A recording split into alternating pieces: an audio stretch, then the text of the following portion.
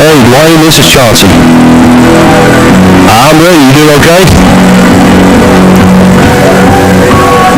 Okie doke.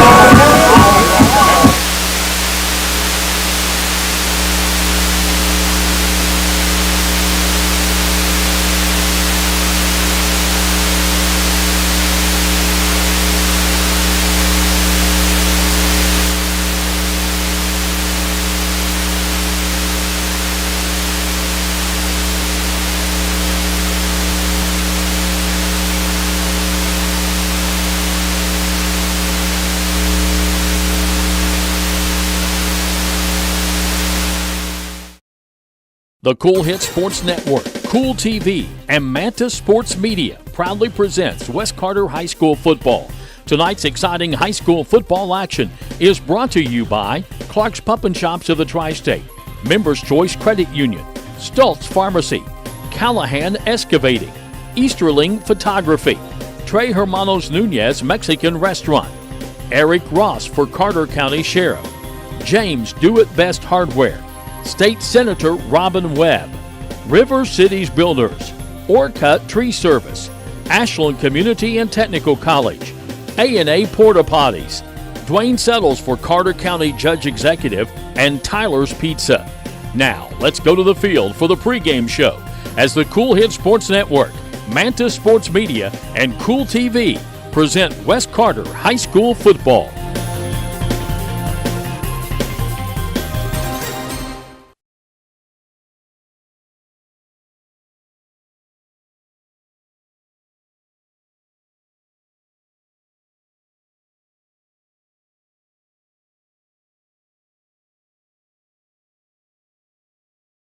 Sports Network. I'm Chauncey Griffith. In just a few moments, I'll be joined by Mr. Jeff Owen, and we're live from Olive Hill, Kentucky, where your West Carter Comets will be taking on a District 8 opponent out of Class 2A football in the state of Kentucky, the East Ridge Warriors. We're so glad to have you along. We're looking forward to bringing you all the action here tonight. Right now, West Carter and East Ridge are both 1 and 3 in the district, where they're ranked 4th and 5th overall, respectively. In that district, so this one has a little bit of implications because the winner of this game has a whole lot better shot at making the postseason when it's over with. The last time these two teams faced off was a day short of being 1 year ago. That was on October 22nd of 2021. West Carter won that game rather convincingly by a score of 52-12. But this is a new year. It's been a year ago, and after several graduating seniors, both teams kind of have a new look this year. It's going to be interesting how things kick off here tonight. The Warriors from East Ridge all the way down 23 almost to Virginia, they're coming into this game with an overall season record of 3 wins, 5 losses, and they're coming off a loss at home against district opponent Shelby Valley, and the score in that one last week was 62-20. West Carter coming into this one at 1 and 7. I mentioned both teams are 1 and 3 in the district. Head coach Daniel Barker and the Comets, they're coming off a loss last week as well. They were on the road at Martin County, and the final score of that game was 48-0. We got clear skies here tonight, a beautiful evening for football, Friday night football, and we're going to step out and take our first break of the evening here, and then Jeff and I will be back, and we'll talk about some stats and some analysis here on the pregame show. And we're going to have a word from West Carter head coach Daniel Barker. So look forward to that. It's homecoming night here tonight at West Carter, so that's a little bit of added flavor to the evening anyway. So we'll have an extended halftime. Got a whole lot of football yet to come. Both teams out on the field, getting warmed up, and we're looking forward to bringing you the action. So we're going to step away, take a break, and Jeff and I will be back in just a moment here on the Cool Hit Sports Network. Whether it's a snack when you're heading out or restocking when you're heading home, Clark's Pump and Shop is the winning stop. From drinks to our awesome crispy, crunchy chicken, Clark's has the best selection, the best prices, and the best staff you'll find anywhere. Clark's Pump and Shop. Return, refresh, refuel. Are you having trouble keeping your parking lot lit? Is customer safety one of your top priorities? If so, call River Cities Builders at 473-4112 for all your lighting needs. We have bucket truck and boom crane truck services. We have extensive experience in exterior lighting and parking lot lighting maintenance. No need to ever be in the dark again. Remember, call River Cities Builders at 473-4112 for all your lighting needs. We will light your path to success. When you have business away from home or a planned event far from your comfort zone, you're probably going to need a little help. Let A&A Porta Potties assist you with all your portable toilet needs. Whether on a construction site, planning for an outdoor wedding, or any other outdoor event, A&A Porta Potties are here to assist you. A&A Porta Potties also rents out storage containers, office containers, cooling fans, tables, and chairs. A&A Porta Potties, there is no event too big or too small for us to accommodate you. Doubt, stress, anxiety, frustration, that was yesterday. Today is your day to get back on track to a brighter future. At Ashland Community and Technical College, we're open and ready to help now. With ridiculously affordable, amazingly flexible classes that can lead to highly paid positions in IT, healthcare, and more. The real world's tough, but not as tough as you. Visit kctcs.edu/findyourcareer. Whether it's fountain drinks at the lowest price or you're filling up the cooler for the family and friends, Clark's has the widest selection, the best prices, and the most helpful staff you'll find anywhere. Clark's Stop and Shop. Return, refresh, refuel.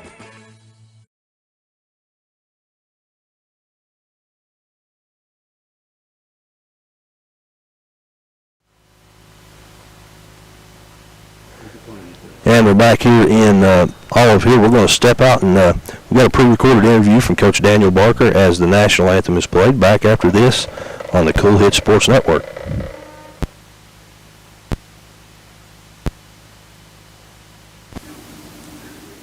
Back in West Carter, we're now joined by West Carter's head coach. Coach, coming into this one, homecoming game, how do you feel about homecoming games? We like homecoming. You know, I'm a millennial, so I'm probably different than a lot of the old school coaches. I know a lot of coaches always feel like it's a distraction, and I've always felt like the more distracted a high schooler is, usually the better they play. Yeah. I mean, it's the craziest thing. You know, these boys will play video games, do homework, and talk to a girl all at the same time while eating dinner. You know, it's a good distraction. It's fun. You know, we have needed a good week here at our school. You know, not just our team, just our community in general. Sure. So it's come at a really good time, and it's kind of let our kids kind of enjoy the week and have some fun. Yeah. Coach, what do you know about, obviously you know a little bit about East Ridge. They're a district opponent. You play them every year. What can you tell us about them this year? They've got real good skill. Their quarterback's really good.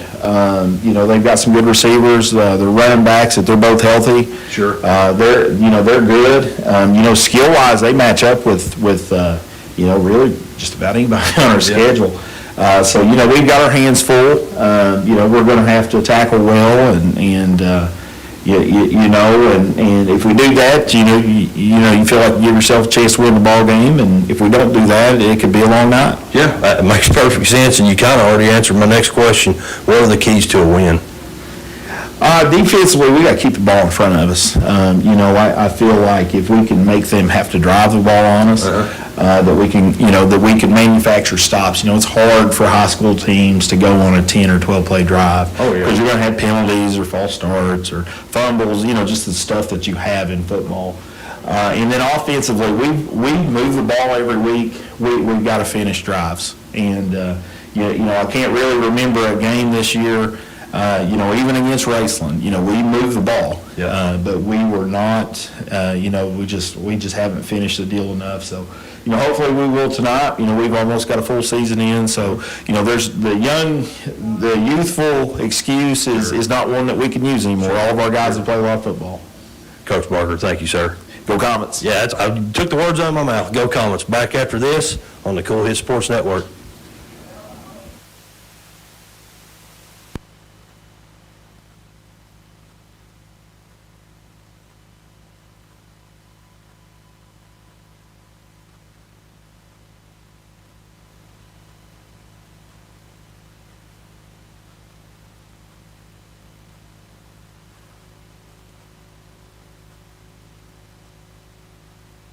You know, financial security begins at home with home ownership.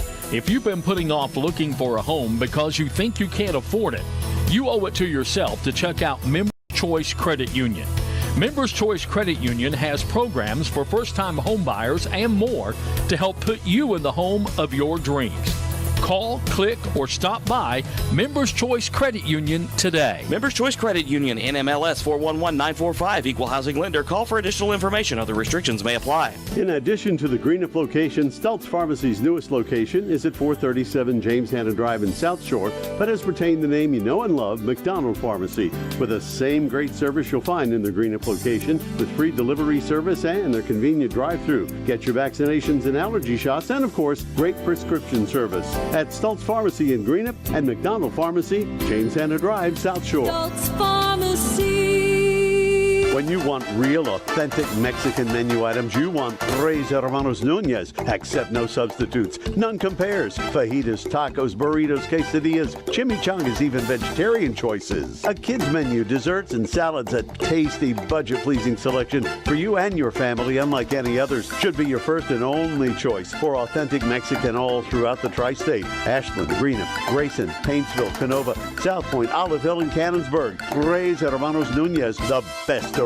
Dwayne Suttles is a candidate for Carter County Judge Executive in the upcoming election November 8th. A lifelong resident of the county, he's been involved in service to the people for over 40 years, including the college system, firefighting, EMT. And he understands the need for good roads and strong infrastructure. He spent 15 years as the city councilman, currently the Grayson City Clerk. Go to the polls November 8th and elect Dwayne Suttles as your next Carter County Judge Executive. I'm Dwayne Suttles, candidate for Carter County Judge Executive, and I paid for and approved this message.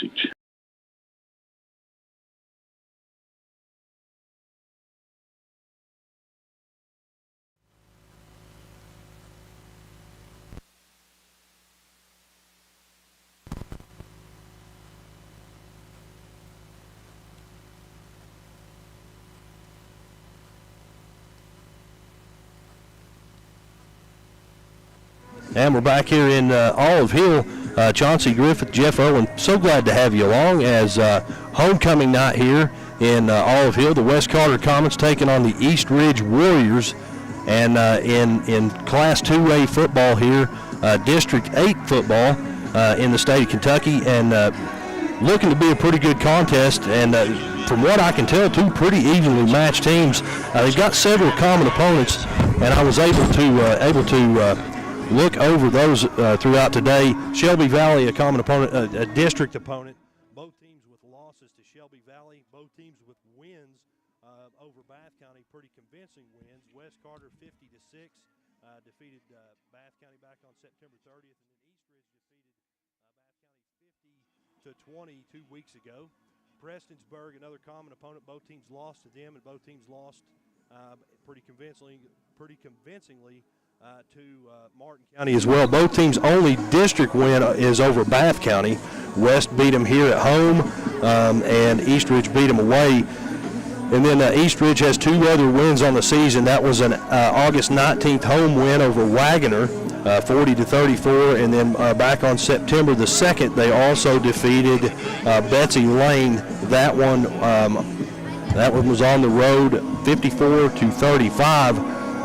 The tail of the tape, it looks something like this. West Carter at 1-7, 1-3 in the district. East Ridge at 3-5, 1-3 in the district. West Carter averaging 13.375 points per game. East Ridge averaging 32.5 points per game. Defensively, West Carter giving up 38.25 points per game. East Ridge also giving up 38.125, so pretty evenly matched there on the defensive side of the ball. In 8 games this season. On the ground, West Carter averaging 139 rushing yards a game. East Ridge averaging 237. In the air, though, a little bit lopsided in the favor of East Ridge.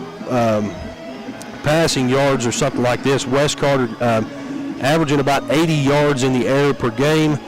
East Ridge averaging 196 yards in the air per game. As I mentioned, this is homecoming. And if you're watching on the stream, you'll see both teams out in the middle of the field, captains out there for the coin toss. Coach Daniel Barker out there, and East Ridge Coach Donnie Burdine out there as well. Burdine's a name you'll hear quite often here tonight. His son, I believe, is the quarterback, and a pretty good one at that. And we'll talk more about that here in just a few moments. As Coach Barker mentioned there in the pregame interview, one thing he does know about East Ridge is they have a pretty good skill group, led by Dylan Burdine under center. He's thrown 185 passes this year, completed 113 of them for 1,573 yards. He's averaging 1.8 touchdowns in the air this year. He's also one of the team's leading rusher, averaging 75 yards a game and a touchdown a game as well. We're going to step out, take one more break, and then when we return, we'll be back for kickoff here on the Cool Hits Sports Network. State Senator Robin Webb wishes the best of luck to all involved in football games this season. The players, coaches, cheerleaders, and support staff. Your State Senator Robin Webb is always proud to support our youth in all of their endeavors, both in the classroom and on and off the field, and will always strive to put our youth and adults first as she works hard to support the people in her district. Have fun, play hard, be safe in all your games this season. From your State Senator Robin Webb.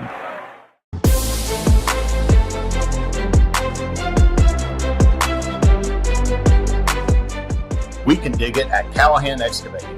If you need drainage work, demolition work, mobile home lot preparation, pond cleaning, slip repairs, service line installation, parking lot or driveway work, or help with many other projects, contact Callahan Excavating at 606-225-0570. Callahan Excavating are proud supporters of local high school sports. As time goes by, don't forget to capture the moments that will create memories that will last a lifetime with Easterling Photography. No matter the occasion, we have you covered. If you need family portraits, engagement photos, prom pictures, senior photos, sports photos, baby pictures, and wedding photos, we are ready to work for you. You can find us online on Facebook or contact us at 606-286-0991 or at easterlingphotography@yahoo.com to schedule a photo session. In the upcoming election, vote Eric Ross for Carter County Sheriff. Eric is an experienced police officer and a dedicated family man.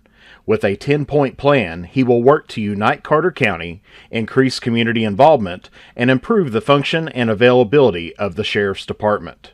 With your support, we can make Carter County stronger together and a better place to live. Vote for Eric Ross for Carter County Sheriff. Paid for by candidate.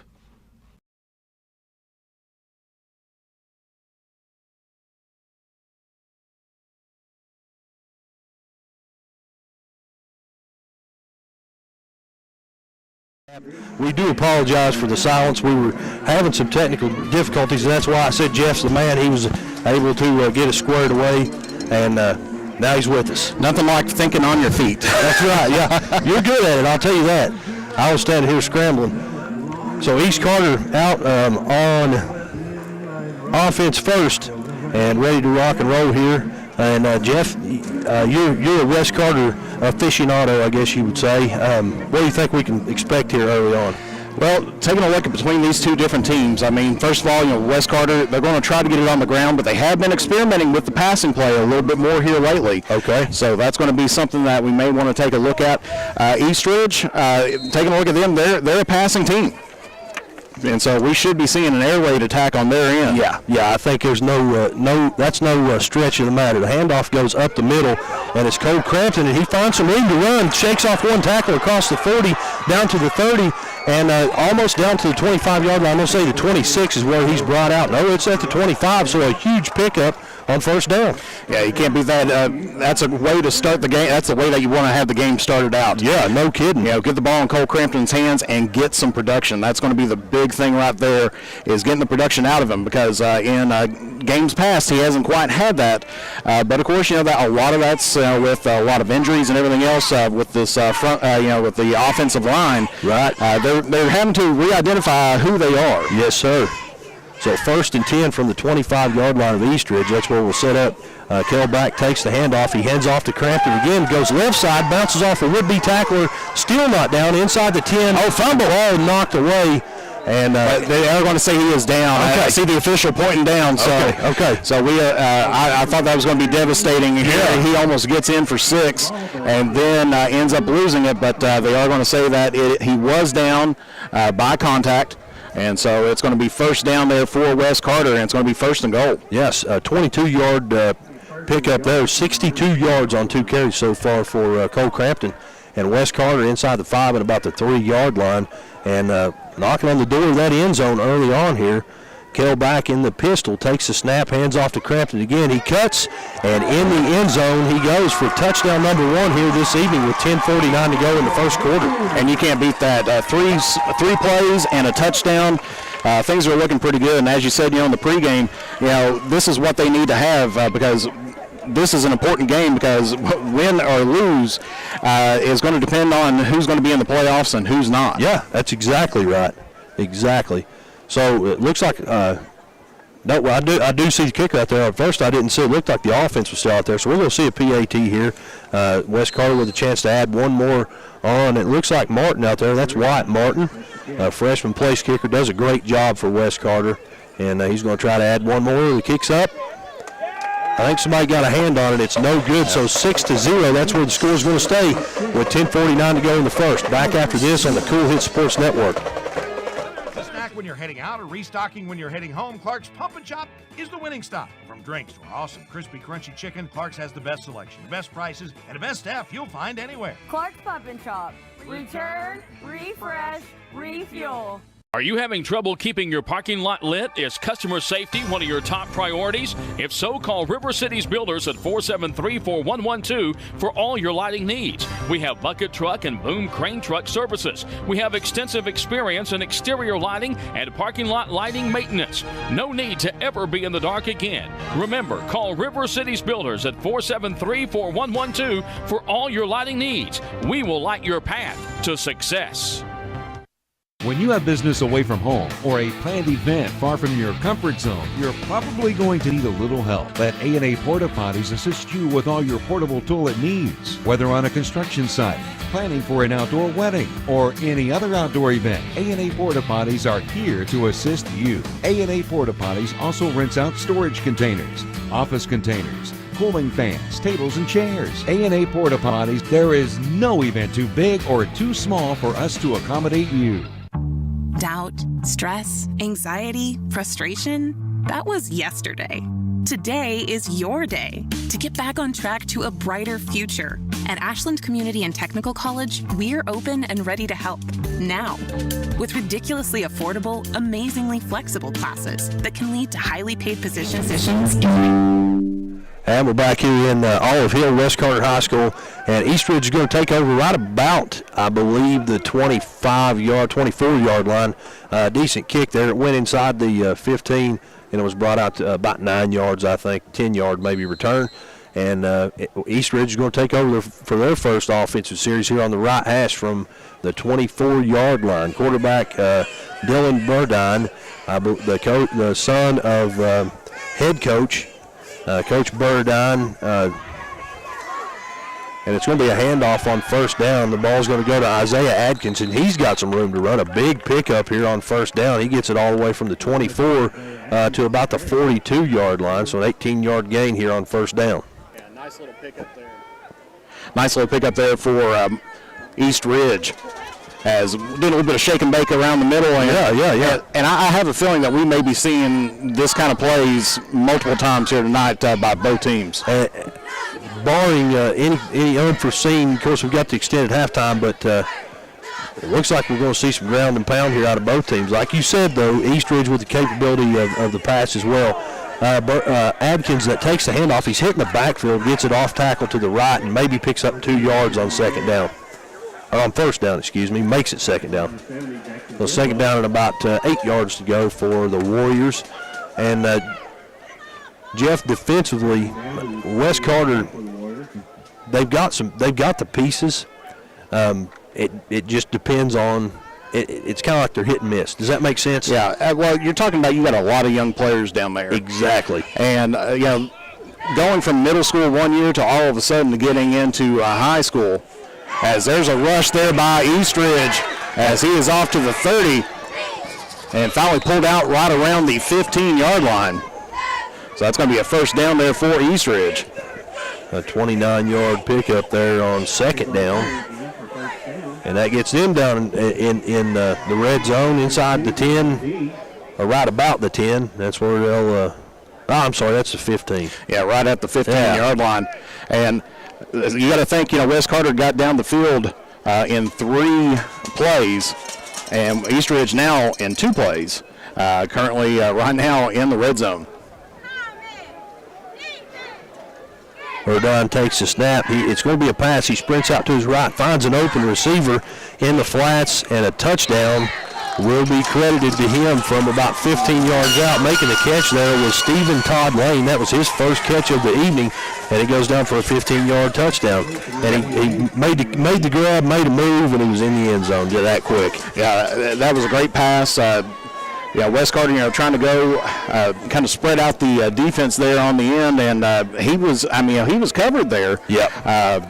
A little bit further back, but he had a great effort to put in to get it in for the 6th there for Eastridge. So they're going to go for 2 here. Yeah. Burdine steps out, finds an open receiver in the end zone. This time it is good. Yes, sir. Isaiah Adkins makes the catch. So that makes it 8-6 and puts Eastridge on top here with 9:19 to go in the first quarter. Back after this on the Cool Hit Sports Network. Whether it's a snack when you're heading out or restocking when you're heading home, Clark's Pump and Chop is the winning stop. From drinks to our awesome crispy, crunchy chicken, Clark's has the best selection, the best prices, and the best staff you'll find anywhere. Clark's Pump and Chop. Return, refresh, refuel. With winter around the corner, it's time to tame or to remove those trees that could damage your property and cost you thousands of dollars in repairs. Don't wait until it's too late. Call the tree experts at Orcutt's Tree Service and Stump Removal at 606-356-8850 to schedule your free estimate. Orcutt's Tree Service and Stump Removal in Olive Hill, Kentucky are proud sponsors of local high school sports. Whether it's fountain drinks at the lowest price or you're filling up the cooler for the family and friends, Clark's has the widest selection, the best prices, and the most helpful staff you'll find anywhere. Clark's Pump and Chop. Return, refresh, refuel. And we're back here at Olive Hill. The kick goes out of bounds. It's caught by somebody over there, but out of bounds. And that means West Carter's going to take over at their own 35-yard line offensively for their second series of offense. The first one ended up pretty well, 3 plays, 65 yards and a touchdown. Yeah, it was unusual that you take a look at it. Both teams, just about fell materially, but both teams ended up with 3 plays, taking it down the distance. Eastridge a little bit more yardage. I think they started right around the 20-some yard line. And so, it's going to be it's like a mirror right now, and so it's like the kickoff over again because the first kickoff was out of bounds. Yeah. West Carter started off right in the same location here as they did in the first thing, so we'll have to see if they're going to hand it off to Crampton again and see if they keep on pushing it up the middle. I'd say there's a good shot as Back takes the snap, hands it off to Crampton. He makes a move, gets it out about a 3-4 yard pickup here on first down. A decent little gain there on first down. Yeah, that was all Crampton's effort right there. He had the gap that's through there, but Eastridge, they had the players, right in there as well, on the defense. And so they knew that it was going to be coming in probably to Crampton, especially after that last series that they had. And it's that second, third, fourth effort from Crampton that seals the deal. Exactly. Get you those extra yards, and, every yard's going to count here tonight. Yes, sir. As Kell back in the gun. This time we got trips to the left, the short side of the field, but another handoff goes to Crampton. He cuts it back across the field, across midfield, down to the 40, 30, and he's knocked out of bounds right about the 21-yard line. So 36-yard pickup here on third down. Yeah, you can't be that. That's about the second time that they've had that sweep out to the right there, and both times, huge play. And Jeff, by my calculation, so unofficially, that carry put him over 100 yards in 5 carries here in this ballgame.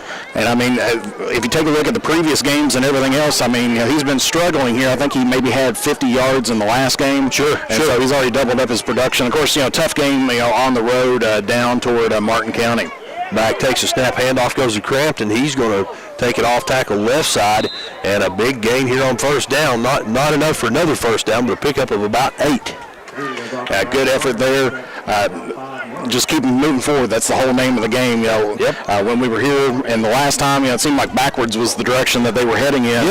And now, so far they have not had a loss just yet in their first possession or right now in this possession. That's right.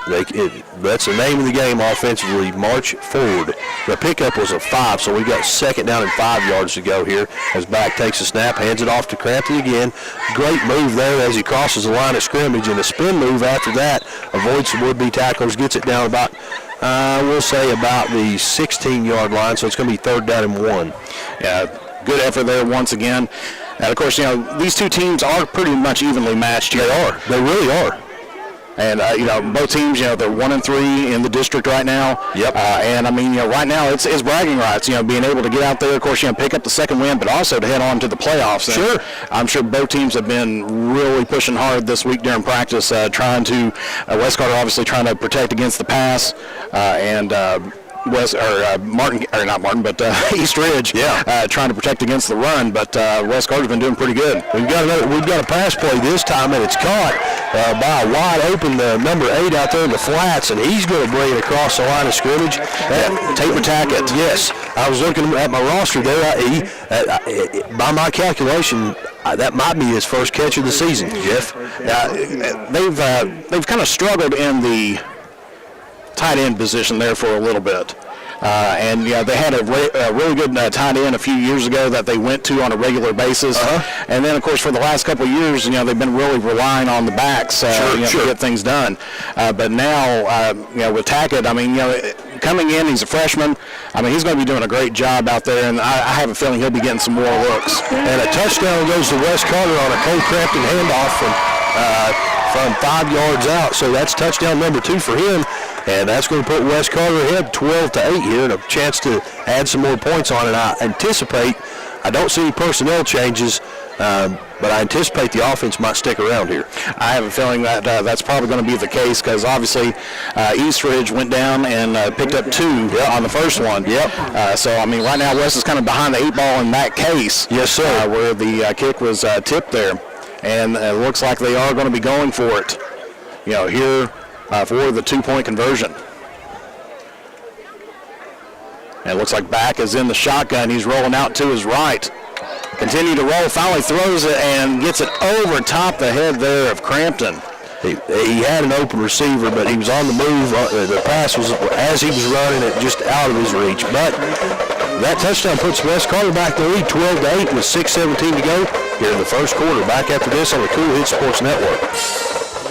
Real, authentic Mexican menu items. You want Tres Hermanos Nunez. Accept no substitutes. None compares. Fajitas, tacos, burritos, quesadillas, choices. A kids menu, desserts and salads, a tasty, budget-pleasing selection for you and your family, unlike any others. Should be your first and only choice for authentic Mexican all throughout the tri-state. Ashland, Greenham, Grayson, Paintsville, Canova, South Point, Olive Hill, and Cannonsburg. Tres Hermanos Nunez, the best around. Dwayne Suttles is a candidate for Carter County Judge Executive in the upcoming election November 8th. A lifelong resident of the county, he's been involved in service to the people for over 40 years, including the college system, firefighting, EMT. And he understands the need for good roads and strong infrastructure. He spent 15 years as the city councilman, currently the Grayson City Clerk. Go to the polls November 8th and elect Dwayne Suttles as your next Carter County Judge Executive. I'm Dwayne Suttles, candidate for Carter County Judge Executive, and I paid for and approved this message.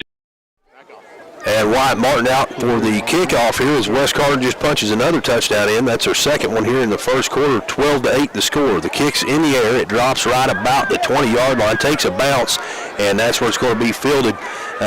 Returner there getting it up in the middle of the field. That is Gabe Mullins, and he brings it out to about the 26-yard line. We'll wait to see where the spot is, but anyway, that's where West Carter will... that's where East Ridge will take over. So about a 10-yard return there. And, that little spin move that he put out there gained him at least an extra 3 yards on the play because he went straight up the gut, up the middle. West Carter was there, and then he just kind of rolled off him for a few extra yards. Right. Jeff, some scores to update with from around the area. We got one right now. East Carter 7, Russell 6. That's with 6:24 to go in the first. So that's definitely going to be another big game there. Of course, Russell needing to get a victory. On the scoreboard there. I know the fans are calling for it and everything else. Of course, East Carter, dropping a district game last week, to Greenup County. Yes, sir.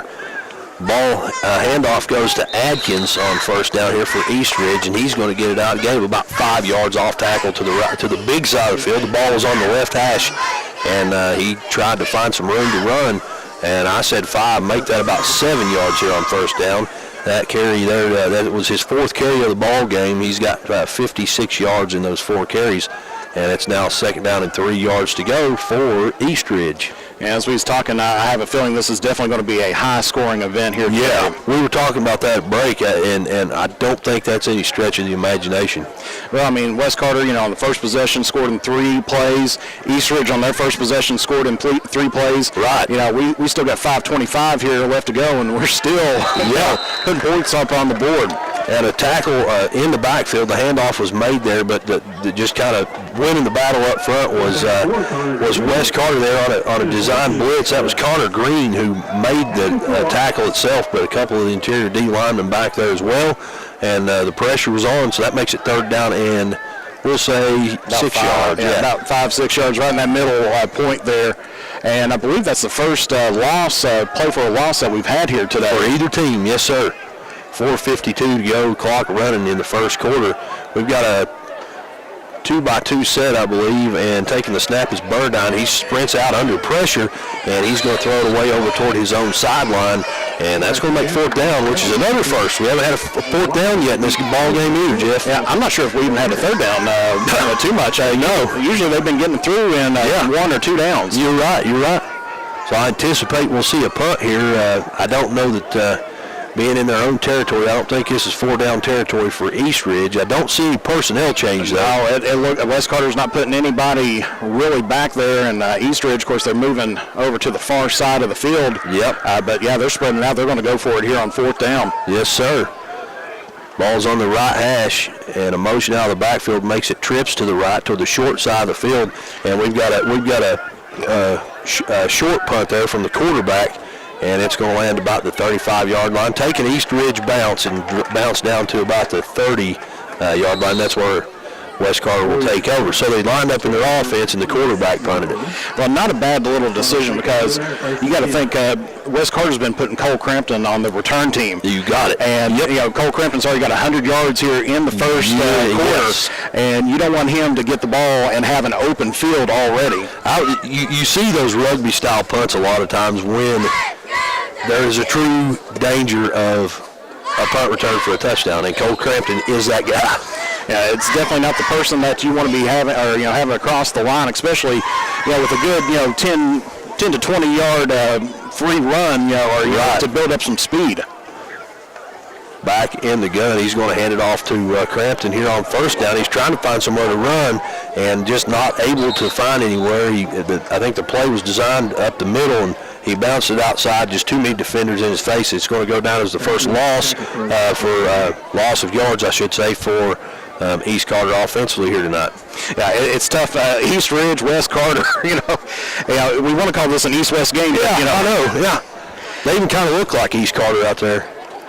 But yeah, it looks like he lost about 4 on the play, so it's going to be 2nd down and 14 here for the Comets.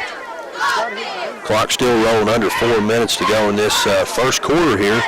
As Kell back out of the gun, we got motion from left to right, and a fake handoff to Jet, and another handoff goes to Cole Crampton. He marches ahead he picks up what he lost and gets it back to the original line of scrimmage. 3rd down. Yeah, you'd like to see a little bit more, but at least if he can get back in within that 10 yards, sure. That's kind of where you want to be at. He may be just a fuzz outside of that, maybe about a few inches short there. Yeah. But at least gets him down to 3rd down and 10, and this is the first 3rd down here for the Comets here today. Yeah, sure is. As the clock rolls down, almost to 3 minutes to go here in the first, and the ball's over shaded toward the right hash. It looks like we'll have a 2-by-2 set here as Held back in the gun. Cole Crampton offset to his right. And Cole going through his cadence, takes the snap. He's going to drop back and throw here on third down. He tucks it. Yes, He's taking off with it. He's got some green grass there. Takes off down that East Ridge sideline, and he gets really close to a first down. I don't think there's any question that was a first down. Yeah. So he picked up about 11 yards there on third down, and that's going to move the chains. A fresh set of downs for Wes Carter. Yeah, definitely a momentum builder. Wes Carter, in the years past, they've not been known for their passing. Right. They've had to kind of go to it a little bit more this year. But you got to think East Ridge. What do they probably take a look at, to challenge their offense is a pass defense. Sure. And so Wes Carter's going to have to dig back into that running offense, which they have and have been successful. Yes, they have. So we've got a heavy set here. Two receivers in tight to the left side. Another handoff goes to Crampton, and he's gobbled up in the backfield. Just nowhere to run there, and a pretty big loss here on first down. We'll say a loss of around 8 yards. That's going to make it second down and 18. Smart idea, but I guess the execution just wasn't quite there. East Ridge was definitely there, ready to pick him up because had he been able to shake that tackle, he had some green grass over here on this side. Oh yeah, everybody was in the box. We had a bunch formation on the left and only one wide out to the right, which was the short side of the field. So there was definitely room to run there. Back in the gun here, we got two receivers to the left, one to the two to the right. So a 2-by-2 set here, two receivers to the short side of the field. Timmy Fields in motion. Yes, sir. And a handoff is going to go to Cole Crampton as he marches ahead, a gain of about 5. So that'll make it third down and about 13 yards to go. That's carry number 12 for Cole Crampton. He's got unofficially about 115 yards on those 12 carries. Definitely something that he's going to be looking forward to on there, because if you take a look this season, he's been averaging out 88 yards per game. He's got 8 touchdowns on the season before this. Sure. And now tack on 2 more. So he's gotten into double digits now on the season. And we're just in the first quarter. Down under a minute and a half to go, right at 1:20 to go here. And we got 2 backs in the backfield this time, Crampton and Dylan Dean. And Dean's going to go in motion as back takes the snap, drops back the pass, and finds a receiver over the middle, but it's just out of his reach. Timothy Fields, if he would have made the catch there, he was off to the races. Absolutely. He had his man beat, and, it was a good throw. Yeah. Just right to him, and I think he might not have been fully expecting it. Yeah, I'm with you. Yeah. Because, he was there, and I think he turned around and it's like, oh, there it is, and I can actually get that. And he got a hand on it. What we did see there, though, was a little glimpse of the arm strength of Kel back. That was a pretty ball. Got it out across the middle of the field, but just not able to haul it in. So that's going to be fourth down now and about 13 yards to go. And are we going to see a punt? I think so. I think so, because Cole Crampton usually has been the punter here for Wes Carter. You got 2 staggered out in the back for East Ridge. Looks like you got number 2 back there. That's Dylan Burdine. Actually, now he's coming up. A line drive punt's going to drop at about the 30-yard line. It's fielded by Burdine, bobbled by him, and he's able to get on it about the 32. So no return, but they did keep the football after the receiver bobbled it there. And that's where they were going to set up here, 1st and 10. Yeah, definitely a dangerous play there by Burdine, not being able to cleanly pick that up. That's right. As Wes Carter was barreling down on him. Yeah. And, if they were about half a second earlier, it would have been Wes Carter ball. Absolutely. That's what I was going to say. If I was in his shoes, that's a you have to have a lot of presence of mind to be able to remember the football when you've got these big maroon jerseys coming right at you. Exactly. He's used to having people as the quarterback, after him, as they're going to go for a sweep this time. Drugged down there. I think that was by number 1, and we're going to get a penalty. Yep. The flags are thrown late. That was Atkins on the carry, and a pickup of about 7. But the flags there, 2 flags thrown late, and I'm going to wait to see what we got there. It's going to be a horse collar there. Okay. That makes sense because it was thrown as the tackle was being made. So, is that Jeff? Is that I believe that's a 15-yard penalty. I thought so. Yeah. You're the expert when it comes to that stuff.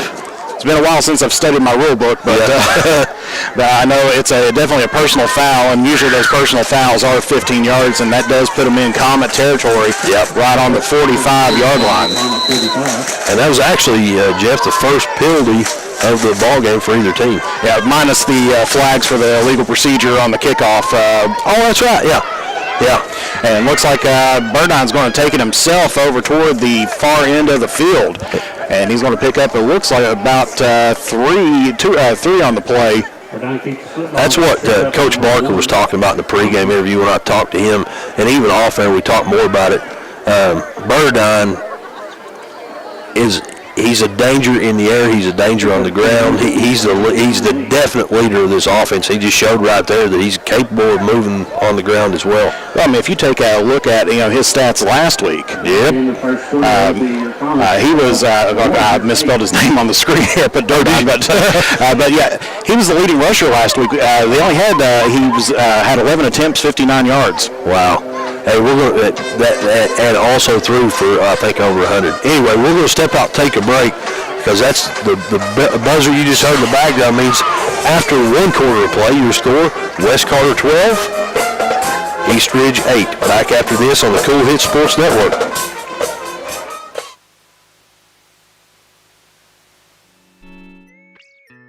If you're looking for the best pizza in Carter County, look no further than Tyler's Pizza. Also, be sure to check out our daily lunch specials: wings, salads, subs, sandwiches, dinners, sides, desserts, and our world-famous Thai Zone. Tyler's Pizza, 120 Cross Street, Olive Hill, Kentucky. Phone number 606-286-4583. Tyler's Pizza is a proud supporter of local high school sports. At James Do It Best Hardware, we are not just another hardware store, we are your hometown home improvement partners, offering personalized service to help you get the job done right the first time. We are also your local steel dealer. At James Do It Best Hardware, our people make the difference. I love James Do It Best Hardware store. James Do It Best Hardware, 137 Scott Street in Olive Hill, Kentucky. And we're back here in Olive Hill. And, Jeff, as we run the break there, I was looking at my stats. West Carter offensively, 15 plays in the first quarter, 136 yards. 12 of those plays were Cole Crampton carries for 115 yards. Yeah, definitely they're going to be relying on him quite a bit here tonight, as it looks like number 13 is going to be taking off with the sweep and finally brought down there by Dwaylon Dean, number 32. That was Adkins on the carry there. And he's another one. He's another one of the skill guys for East Ridge that can really make stuff happen. He is their leading rusher. Yes, he is. Yes. Last week, obviously, it was Burdine was the leading rusher. But, overall, taking a look, he averages out 69 yards again. I'm looking at receiving there. Sorry about that. And 60 yards receiving, 118 yards with 13 touchdowns on the year. So there you go. Definitely the leading rusher there for East Ridge. Burdine takes a snap, looks to his right, a little screen play over to the right side. It goes to Howell, and he's going to bring it across the first down marker and down to the 30-yard line. I see a flag there thrown late. Yeah, it was thrown on this near side of the field. I'm not for sure if that's going to be like a holding call or possibly even could be even an offensive or no, it's going to be on the defense pass interference. Okay. Or that was the early indication. Wait and see what he offensive. Wow. No wonder East Ridge's coach had his hands up in the air. Well, I was taking a look, and the white hat, pointed toward West Carter. I saw that too. Yep. And I was thinking, okay, well, that's pass interference, but no, that was offensive pass interference. So never mind on the screen play, and that's going to back him up 15 yards from where the pass interference took place at. And that's going to make it third down and a long way to go. Third down and 19 yards. They were third and 4 on there, and now third down and an extremely long 19 yards. Burdine takes the snap. He's under some pressure, able to get out of the pocket, sprints out to his left, under pressure again. He's going to try to cross the field and just turns loose of the ball. Finds a receiver. He's got him right about the original line of scrimmage. He shakes off one would-be tackler. Another one dodging a few tacklers, crossing field all the way back to midfield. And he picks up about 7 yards there, but he's brought down another flag on this play. You got any idea it was thrown behind the ball? Could it be blocking the back or holding? I'm going to say probably holding. Yeah, usually when they're behind the ball like that, it's either holding or blocking the back, I feel like.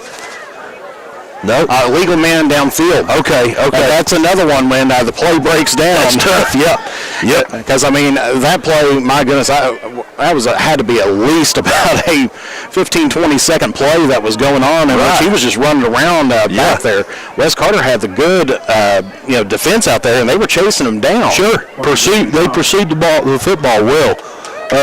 The question is here, Jeff, on a flag like that, a legal man downfield, okay, it looks like Coach Barker declined it because that would be a replay of third down. Is that correct? Yes. Okay, so it's still 4th and long.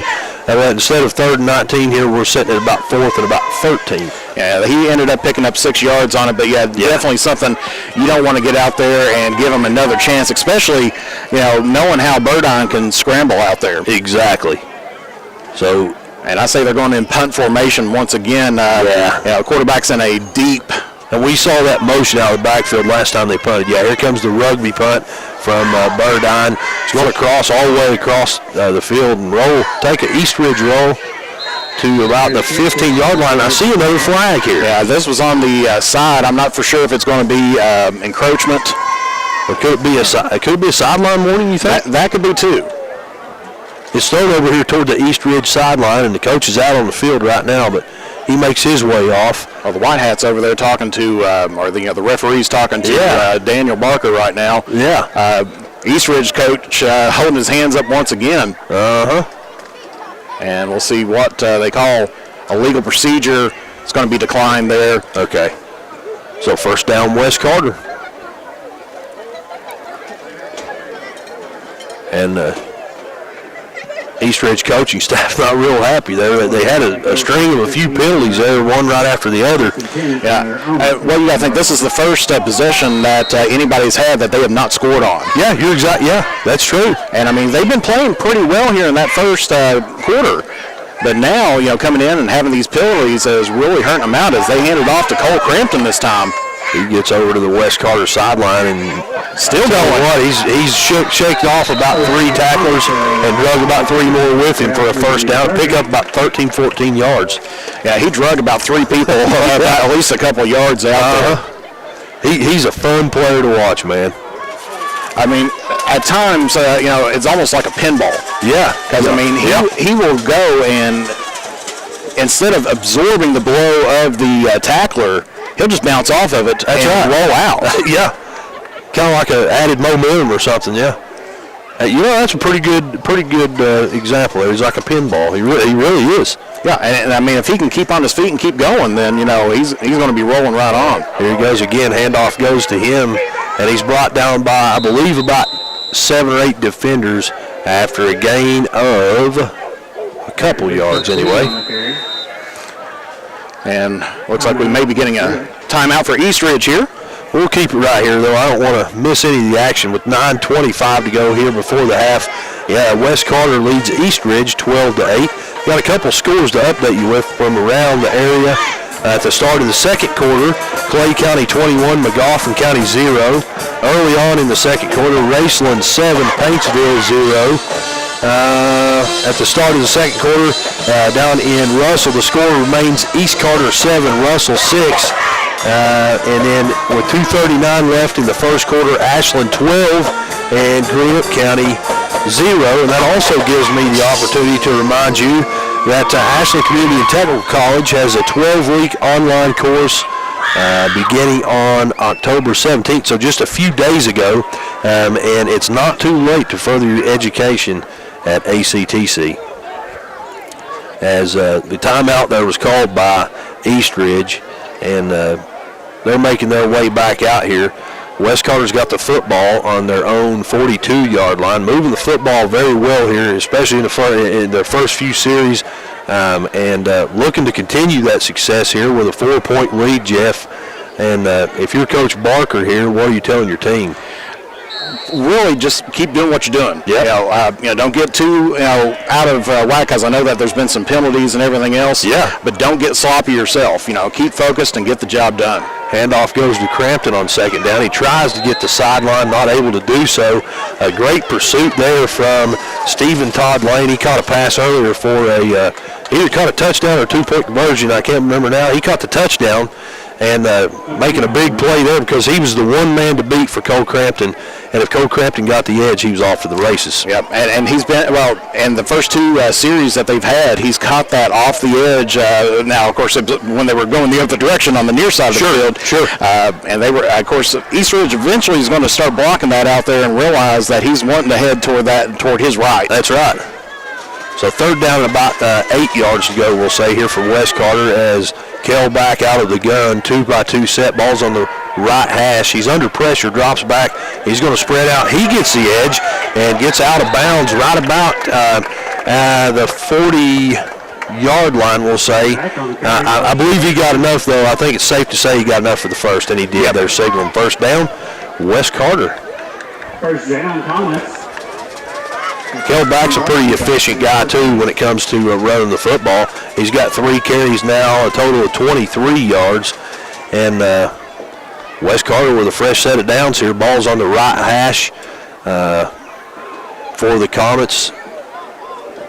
Well, the good thing about Kell Back as well is that he's a young player. I believe he's a sophomore. Yeah. And so West Carter's going to have a few more years of, getting more out of him. That's a good problem to have. You know what I mean?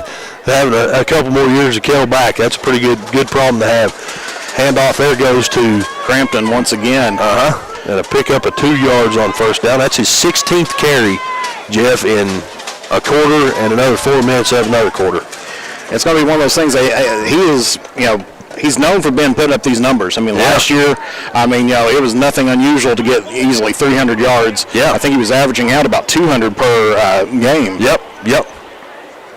And, of course, this year, with the injuries and everything else, he's just not had the offensive line there backing him. Sure. As he gets the carry there again, I think he may have lost just a fuzz. Be third down now here for the Comets. I don't think I'm putting down no gain because if he did lose something, like you said, it was just a fuzz. So yeah, they're even keeping it out there on the scoreboard. Third down and 8. So no loss. If it was an inch. That's right. Clock rolling down to 7:15. Still rolling here. Has no sense of urgency here from the West Carter offense. Just taking their time, getting the play in, and that's the luxury of having the lead. You kind of control the pace. It is, and especially on a game like this, like I said, it's ground and pound. I mean, when West Carter's thrown a couple passes, they could have had a touchdown off of one of them, but right now they're just taking their time and really using their entire playbook out there today. As Back under pressure, steps out, tries to get it back to the line of scrimmage, not able to. He's going to be brought down in the backfield for a loss of about 4 yards here on third down. That'll make it 4th and long. Yeah, these quarterbacks for both teams, seems like whenever they get back there, they've got somebody's in pursuit. Right, and so that's one of those things that they're taking a look and realizing that they've got 4 or 5 of the opposite team heading their way. Yes, sir. And that goes back to those injuries that you talked about a few minutes ago,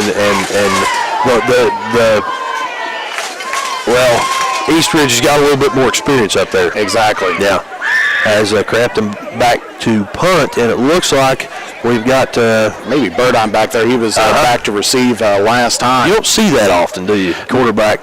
Yeah, because they're going to take a shot. Oh yeah. Line drive punt. Burdine fields it after one bounce. He sheds one would-be tackler, and another one crosses field, makes a move back toward the West Carter sideline, gets it out to the 40-yard line, across midfield, got some room to run down the sideline, and he's forced out of bounds right about the 36-yard line of West Carter. So good field position here for the Warriors going in. And it seems like, these rushes and everything and these open field tackles have been hard for both teams. Yeah. Because, with Cole Crampton, he's been able to get some huge plays there tonight. Sure. Burdine, great return there off the punt. And I mean, these teams are scramblers. Oh yeah. Of course, they know what's on, what's at stake here tonight as well. And so, I mean, they're not going to say, well, let me just take that and we'll, start with a little bit worse field position. Exactly. They're going to try their best to get it moved up and, put some points on the board, because I'm sure they don't want to go into the half being down to West Carter. No. I've talked before on the air, and we'll talk about it here in just a second as the handoff goes. This time, I believe that's Dwaylen Dean, who made the tackle. That was Stephen Lane on the carry. That was not Dwaylen Dean on the tackle. Who was that? Anyway, Stephen Lane picks up about 4 yards here on first down. That's his first carry of the ball game.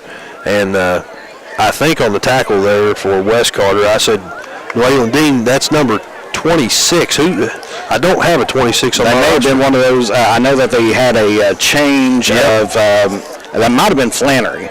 It was Nathan Flannery. That's what it was. Yep. What I was saying there a few minutes ago, Jeff, I'll tell you after this play. Fake handoff, and then a real handoff this time goes to Isaiah Adkins up the middle, and he's going to get close to a first down, a pickup of about 6 yards. But going into halftime, and I'm going to say it now before we get close to another play, going into halftime, how big do you feel like having the lead is? Oh, huge. Yeah. Because, both these teams, they've kind of struggled throughout the year. East Ridge has had a little bit more success, of course, the only teams that they've been playing pretty much identical has been in district play, right? In which they're both 1-3. That's exactly right. And like we talked about, these two teams are so similar. I think any advantage is huge. Yeah, you want to go in, and at least for that mental state and everything of knowing that you've there, as that's going to be a pass there into the end zone, and that's going to be caught there for a touchdown. Number 3 for East Ridge on the reception. That's Brad Howell. And a huge reception there. That's his second reception of the ball game. That gives him 2 receptions for 36 yards and a touchdown. I believe that was a 30-yard touchdown. Yes, sir. So East Ridge with the answer. That puts them ahead now by 2 points, and I think they're going to try to tack on 2 more with 4:04 to go here before the half. And he's struggling, and there's a loose ball. Recovered by West Carter, but it's not going to matter. It's incomplete, or the attempt was no good. Yes, sir. No 2-point conversion, no good. Score remains East Ridge 14, West Carter 12. Back after this with about 4:04 to go before the half from Olive Hill on the Cool Hits Sports Network. As time goes by, don't forget to capture the moments that will create memories that with Eastern Wing Photography. No matter the occasion, we have you covered. If you need family portraits, engagement photos, prom pictures, senior photos, sports photos, baby pictures, and wedding photos, we are ready to work for you.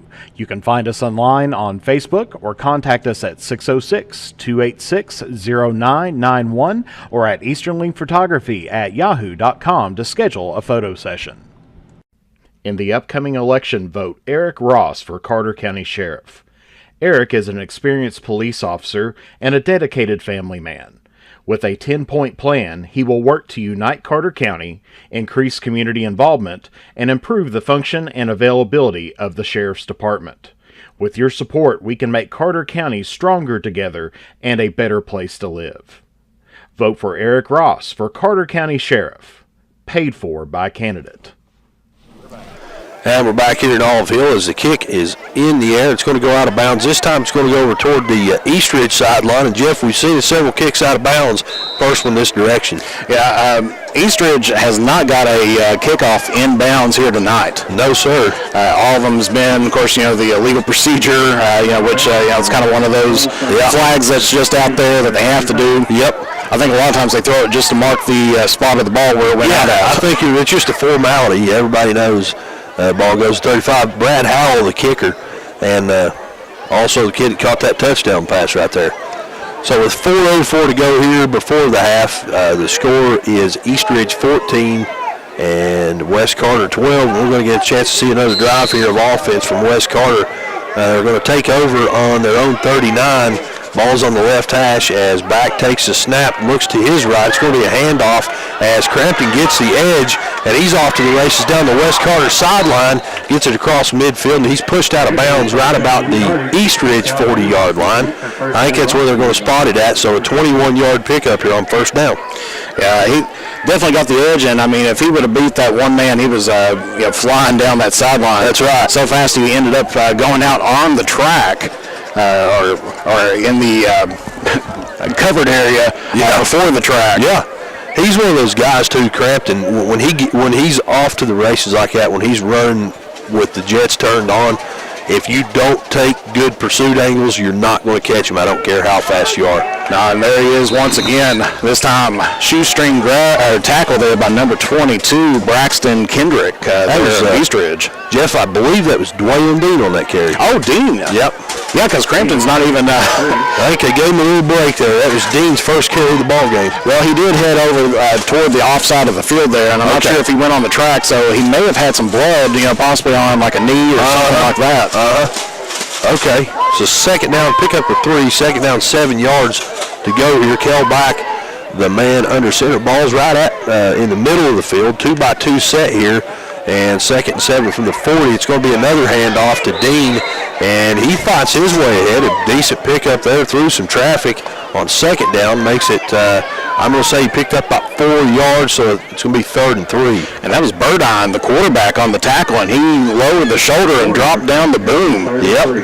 And it's not often you see a quarterback who returns punts, but also not afraid to come up and hit you on defense, or he's at least put in that position, and he'll do it. Exactly. Burdine's almost like Crampton. Crampton's been doing everything this season as well. Yeah. The snap goes to back. He's going to hand it off to Crampton's back in the ball game. Yeah. Crampton, he tried to get the edge. I don't think he got enough for the first down, but it is going to be close. He picked up a couple, but it's going to really depend on the spot here where he went out of bounds. Nope. They're going to put him just short. So pick up a 2 there for Crampton. That was his 19th carry for unofficially 155 yards. So 4th and less than a yard, and the clock's still rolling, down under 2.5 to go. And the West Carter offense still out there. They're huddled up, and I do not anticipate a punt here. I'm not a gambling man, and I'm not going to make any calls, but I think we're going to see a play here. I say it's going to be Crampton right up the middle. I think you're right. And I don't think he got it. No, I think he got tripped up there right at the line of scrimmage. Stephen Todd laying on the design blitz there through the A-gap, and got a hold of his ankle and didn't let go. And that's going to be a turnover on downs here with 2:01 to go. That's West Carter's first time, I believe, with not getting some points up on the board. Yeah, I think you're right, actually. And not what you want to have right before the halftime. No. But that was definitely 4-down territory. I mean, you're right there, right on the 30. And you've got to be able to go for that. And, I mean, with the way Crampton's been running, it's almost been automatic. But, of course, sometimes when it's when they know who it's going to be going to, they're going to be putting everybody in the box. Exactly. And that's what we saw right there. So with 2:01 to go here, East Ridge takes over with a 14-12 lead and a handoff up the middle this time. And it's going to be who is that, Jeff? I did not. That's Gabe Mullins. Mullins carry, yep, Gabe Mullins on the carry. And from what I can tell, that might be, is that his first carry of the year? I believe it might be. He has had 11 rushing attempts for 21 yards on the season. There we go. So, he's kind of at the bottom of the, I hate to say that, but he's at the bottom of the rushing list there for. He's now got 12 for 23. How about that? Hey, typically if you don't get a lot of reps or anything else, that's what you like to have is any kind of positive yardage. Yes, sir. As Burdine's going to keep it on the carry there and gets pushed out of bounds. He lowered that shoulder, too, when he got around there. And we talk about Crampton being a pinball. Well, Burdine's one of those kids that will just lower his shoulder and get what he can. Yeah, he's a bulldozer, Yep. If you have to go through that, Crampton will bounce off you, but Burdine will just end up going through you. That's right. Looked like he picked up about 4 on the play, and so that's going to bring up 3rd down and 4 here for the Warriors. Yes, sir. as the clock, I believe it is stopped. I think he did go out of bounds there, so we're stopped at 1:11. He was trying to go through that defender and ended up going out of bounds. He wasn't brought down inside and went outside. He pretty much almost went out himself. There you go, a fake handoff and a screen play. Drops it. Yeah, and he was wide open. That's Isaiah Adkins over there. And so the clock stops again with 1:08, and it's 4th down, 4th and 4. And is this 4-down territory? I don't know. If I'm East Ridge here, I'm not giving the football, taking the chance anyway of giving West Carter the football back here close on their own, on our side of midfield, and Cole Crampton lined up back there. I'm not doing it. Exactly, and I think that's exactly what they're doing. You're seeing Burdine lining up right around the 30-yard line. And there goes that motion. They've done that every time they rugby punt. The running back moves up there to the wing, and the punt's in the air. It's going to drop about the 30 and take a East Ridge roll, now back toward the West Carter direction. I think it's going to be about the 24-yard line. That's where West Carter will set up with 59 seconds to go before the half. And East Ridge with a 14-12 lead. Yeah, I mean, there's still some time. Of course, you got to think, West Carter on the first possession, 3 plays, got it down the field. Sure. It can happen. Like I said, you got under a minute left.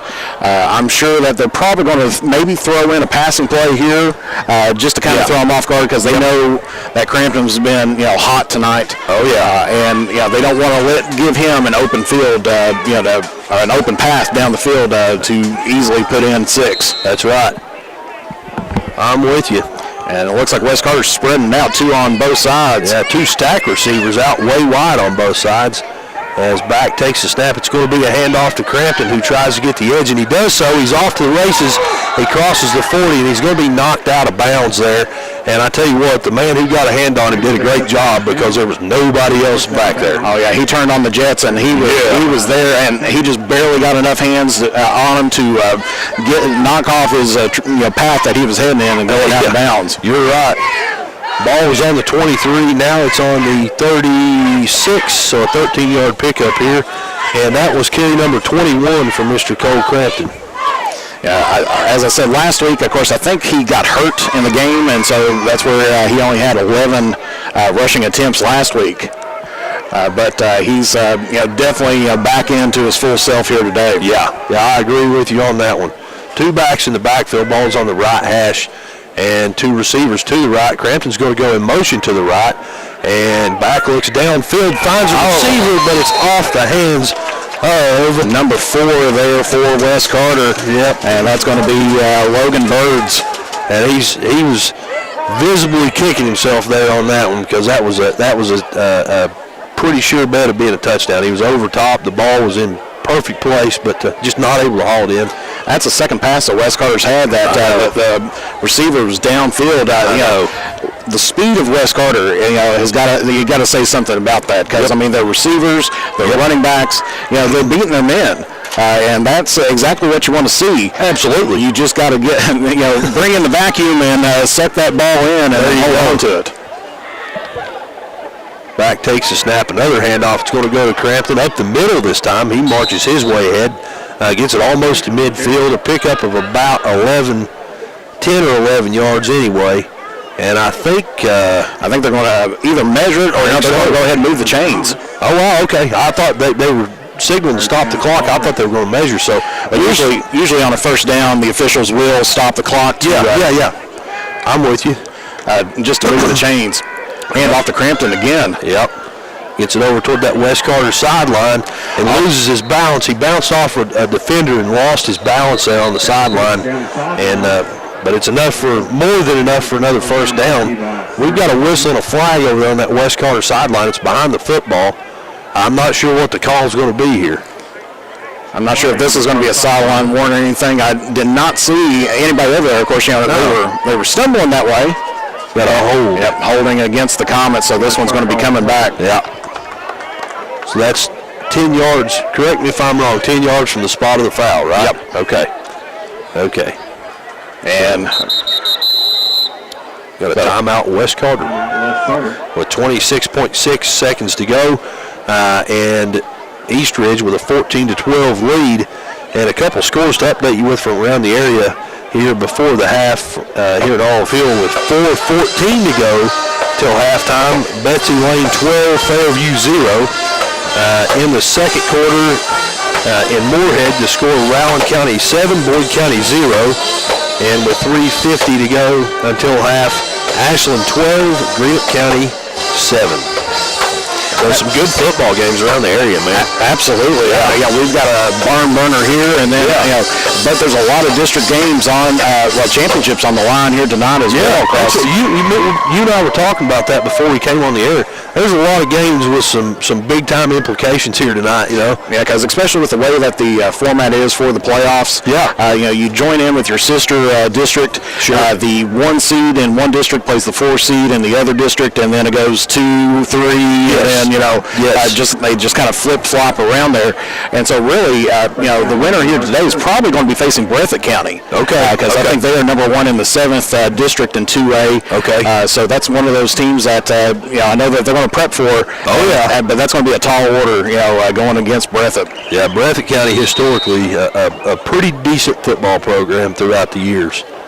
As East Carter here taking over 1st and 10, not taking over, but starting out here after the timeout, 1st and 10 on their own 47-yard line. Kelback takes a snap, drops back, looking downfield. He's under pressure and just throws it away into some open grass there in the middle of the field, incomplete. Well, West Carter had that penalty, the holding penalty. Yep. And really, I guess you can say it hurt him, but not really, because it ended up being a 1st and 11. That's true. 1 yard, yeah. Yeah, because Crampton was right there at the, right at the first down marker. Yeah. And I guess the hold was 1 yard back from that. Yeah. So when they pushed him back, it ended up being a 1st and 11. Of course, now 2nd and 12 here for the Comets. And here we go. The 2x2 set. The ball's on the right hash. Is back directing some traffic. He's going to send one receiver in motion from left to right. That's Timothy Fields. Looking downfield, is back and finds an open receiver. Places the ball in there just a little bit too far out of the reach of that receiver down the West Carter sideline. I think that might be Connor Green. And number 34 there, Connor Green. Senior for the Comets. He was double teamed. That was a tough throw to get down to. That's what I was trying to. He put the ball on the line, put it right where it needed to be, just a little bit too far, which is understandable because he was keeping out of the reach of those defenders. Yeah, because if you threw that short, they would pick six and then, you don't want to pick six, but at least intercept that one. Yes, sir. Especially with 2 defenders on the wide receiver there. Here we go, 3rd down and about 11 yards to go. Trips to the left as back takes a snap, drops back, throws it to Crampton in the flats. He's going to catch it, march his way ahead down the sideline for enough for a 1st down. Pickup of about 13 yards, and he's knocked out of bounds, so the clock's going to stop with 9.4 seconds to go before the half. Yeah, good play there to get the 1st down. They were in a little bit of trouble 3rd down there, but was able to march it down. It's manageable. West Carter, they may take a shot here at the end zone, on a pass. I mean, they got enough time for at least one pass, and then, possibly then just let Crampton go with it. But, of course, the receivers, haven't been on point here today, but, all it takes is just one. That's right. And here we go, 2 backs in the backfield, 2 receivers to the left, 1 to the right as Crampton motions out to the right, deep motion. And back takes it, steps back, throws it in the flats to Timothy Fields, who tries to get it over to the eastern sideline and not able to do so. But a pickup of 5 yards and a timeout with 0.9 seconds to go from West Carter. And the ball is on the 34-yard line. That's how many yards they will need for a 1st down. So pick up there of 5 yards and 34 yards for a touchdown. And Coach Barker called the timeout. Yeah, good job by him to get there. Gives you at least one more play. That's right. And now it's the decision time. I know. Do you go back to Crampton but spread out the field showing pass, or do you fake it to Crampton and do an RPO? Or throw it out an RPO out there, or kind of see where's my receivers at, because they've got all the time in the world right now if they don't get tackled. You got to think here. If you're Eastridge, you're playing prevent defense. You're backing everybody off, I would think. But the fact of the matter is, then you got to account for the guy you just mentioned, Cole Crampton. He gets the football. He's a playmaker. So it's going to be interesting to see how this works out right here. For sure, there's only going to be one play here. Exactly. Now, they've been putting Crampton out on the flats for the last couple plays. I have a feeling they may do that again and maybe try to overload here on the near side of the field. Right. And kind of have him just as that backup down that way. And if they've got a receiver downfield, they can take a shot there. Looks like they're going to put 3 on this side, one isolated on the other side. Yeah. 3 receivers over toward the short side of the field. And here we go. As back lines up in the gun, Crampton lines up behind him, takes the snap, drops back. Crampton's going to be a blocker. He throws it downfield, and into coverage goes incomplete. So at halftime here, your score is Eastridge 14, West Carter 12. We're going to step out and we'll be back for the halftime show as well as homecoming here from West Carter High School. Don't go away. Back after this on the Cool Hit Sports Network. In addition to the Greenup location, Stultz Pharmacy's newest location is at 437 James Hanna Drive in South Shore, but has retained the name you know and love, McDonald Pharmacy. Service you'll find in the Greenup location with free delivery service and their convenient drive-through. Get your vaccinations and allergy shots and, of course, great prescription service at Stultz Pharmacy in Greenup and McDonald Pharmacy, James Hanna Drive, South Shore. Stultz Pharmacy. When you want real, authentic Mexican menu items, you want Tres Hermanos Nunez. Accept no substitutes. None compares. Fajitas, tacos, burritos, quesadillas, chimichangas, even vegetarian choices. A kids menu, desserts and salads, a tasty, budget-pleasing selection for you and your family, unlike any others. Should be your first and only choice for authentic Mexican all throughout the tri-state. Ashland, Greenup, Grayson, Paintsville, Canova, South Point, Olive Hill, and Cannonsburg. Tres Hermanos Nunez, the best around. Dwayne Suttles is a candidate for Carter County Judge Executive in the upcoming election November 8th. A lifelong resident of the county, he's been involved in service to the people for over 40 years, including the college system, firefighting, EMT. And he understands the need for good roads and strong infrastructure. He spent 15 years as the city councilman, currently the Grayson City Clerk. Go to the polls November 8th and elect Dwayne Suttles as your next Carter County Judge Executive. I'm Dwayne Suttles, candidate for Carter County Judge Executive, and I paid for and approved this message. State Senator Robin Webb wishes the best of luck to all involved in football games this season. The players, coaches, cheerleaders, and support staff. Your State Senator Robin Webb is always proud to support our youth in all of their endeavors, both in the classroom and on and off the field, and will always strive to put our youth and adults first as she works hard to support the people in her district. Have fun, play hard, be safe in all your games this season. From your State Senator Robin Webb. And we're back here in Olive Hill as homecoming. The festivities getting ready to begin. We're going to have that coverage here on the Cool Hit Sports Network as well as Mantis Sports. And Jeff, as a West Carter guy, teacher in the building, pretty special night here, wouldn't you say? It is. It's one thing that everyone looks forward to. These seniors, they've seen it 3 other times, and now it's their chance to come out and shine out here. And I have to admit, this group of ladies that's out here, does very well represent West Carter. Sure. And I think one of the first few that we're going to have, if I'm not mistaken, there is going to be a French foreign exchange student. Oh, no kidding. And that's one. That it's great. To be able to get them involved. She's a cheerleader. Yeah. She's a ballerina. Really. I was taking a look at their posters down. You got a pretty good representation of West Carter down there. You've got basketball players, cheerleaders, FFA members. Most of them are not specialized in one area. They're in multiple areas.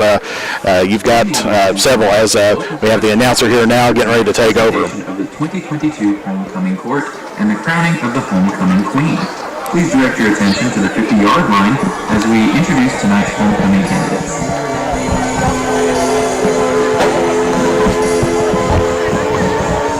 Miss Emma Sophie Balaguen. Emma is the daughter of David and Sophie Balaguen. She is the granddaughter of Louis and Danielle Balaguen and Fernand and Nadege Lejar. Emma is a foreign exchange student from France, spending her senior year at West Carter High School.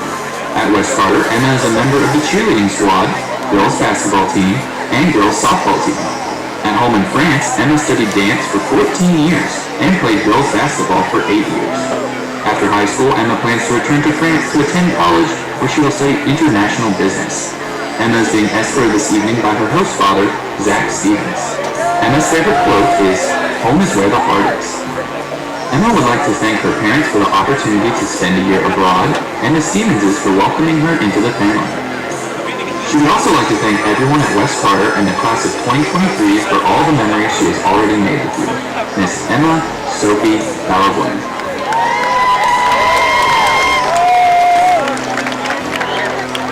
Miss Alexis McClay Bond. Lexi is the daughter of C.E. and Stacy Bond. She is the granddaughter of Joe and Rita Bond and the late Kurt and Phyllis Porter. While at West Carter High School, Lexi has been a distinguished scholar, has received a certificate for excellent attendance 3 years in a row, earned awards in both business management and Algebra 2, was chosen for the 2022-23 Senior Spotlight, and has been awarded the Kentucky Academic Athletic All-State Award in 3 individual sports. Additionally, Lexi was a member of the West Carter girls basketball team for 3 years, the track team for 4 years, cross country for 1 year, and the tennis team for 1 year. Lexi has been a 4-time girls basketball district champion, 4-year All-A champion, district runner-up in girls doubles and tennis, and has participated in the KHSAA state track meet for 3 years. She has received the Kentucky Athletic Academic All-State Award for 3 individual sports. Lexi has been a member of Future Business Leaders of America for 3 years, and a member of Fellowship of Christian Athletes for 1 year. Lexi attended Three Pine Free Will Baptist Church. After graduation, Lexi plans to attend Morehead State University, where she will major in pre-dentistry before applying to the University of Kentucky Dental School.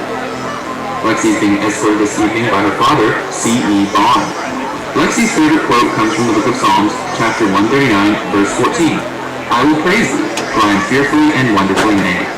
Lexi would like to thank God for this opportunity, her parents for letting her create her own path in life, her brother, Cole Bug, for always keeping her balanced, and her friends for making life fun. Miss Alexis McClay Bond.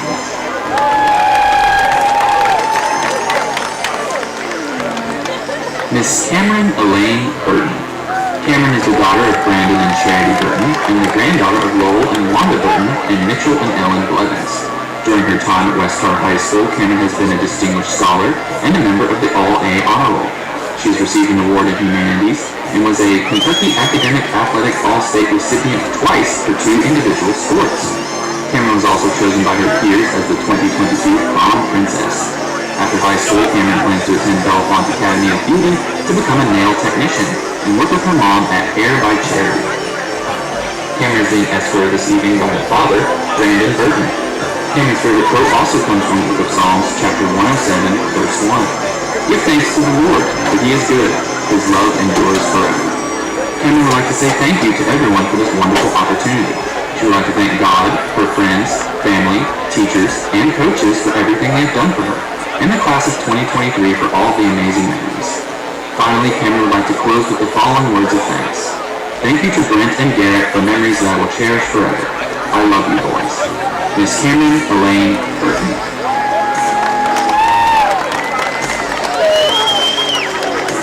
Miss Millie Jo Henderson.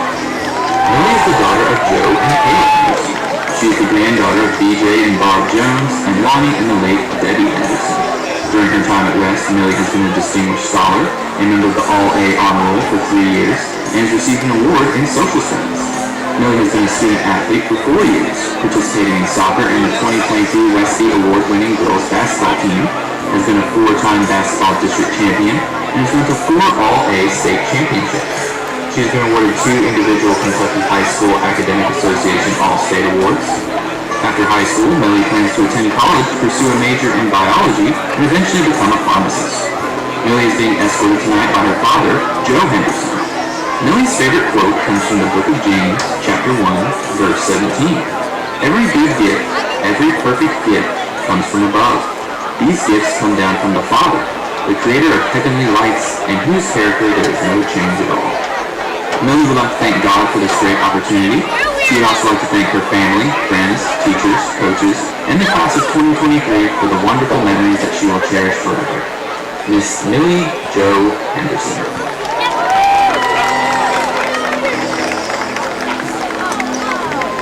Miss Chloe Lane Lambert. Chloe is the daughter of Tanya Hicks Lambert and Patrick Berry. She is the granddaughter of Dale and Connie Hicks. Like Wes Carter, Chloe has been a member of the softball team for 5 years, Student Y for 2 years, and Future Business Leaders of America for 2 years. After graduating, Chloe plans to attend Morehead State University to major in art and become an art educator. Chloe is being escorted this evening by Patrick Berry. Chloe's favorite quote comes from author C.S. Lewis: "There are far, far better things ahead than any we leave behind." Chloe would like to thank all of her friends and family for showing her unconditional love and support through anything and everything. Chloe says, "You have made me into the person I am today, and I am grateful for each and every one of you." Miss Chloe Lane Lambert.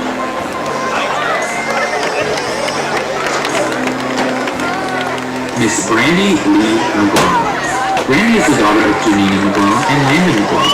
She is the granddaughter of Cody and the late Richard Evans, and the late Emma and Bernard McGlone. During her time at West Carter High School, Brandy has been a member of the AAB Honor Roll, a member of the varsity cheerleading squad for 6 years, and a member of the softball team for 3 years. After high school, Brandy plans to attend Eastern Kentucky University and pursue a career as a midwife nurse. Brandy is being escorted this evening by her brother, Richard Landon McGlone. Brandy's favorite quote is, "Let your hopes, not your hurts, shape your future." She would like to thank her mom and dad for being her rock, her best friend for always being there when she needs a hug, shoulder to cry on, or a person to talk to. Brandy says, "You have both given me so much, and I'm so grateful for everything." She would also like to thank her brothers for always being there and protecting her at all costs, her sisters for always having her back, making her feel loved, and reminding her to always love, respect, and have confidence in herself. Additionally, Brandy would like to thank Riley and Timothy for helping her through hard times in her life and making her laugh when she didn't want to. Finally, Brandy would like to thank Mr. Huffman for always being there, doing so much for her, and making her into the person she is today. Miss Brandy Lee McGlone.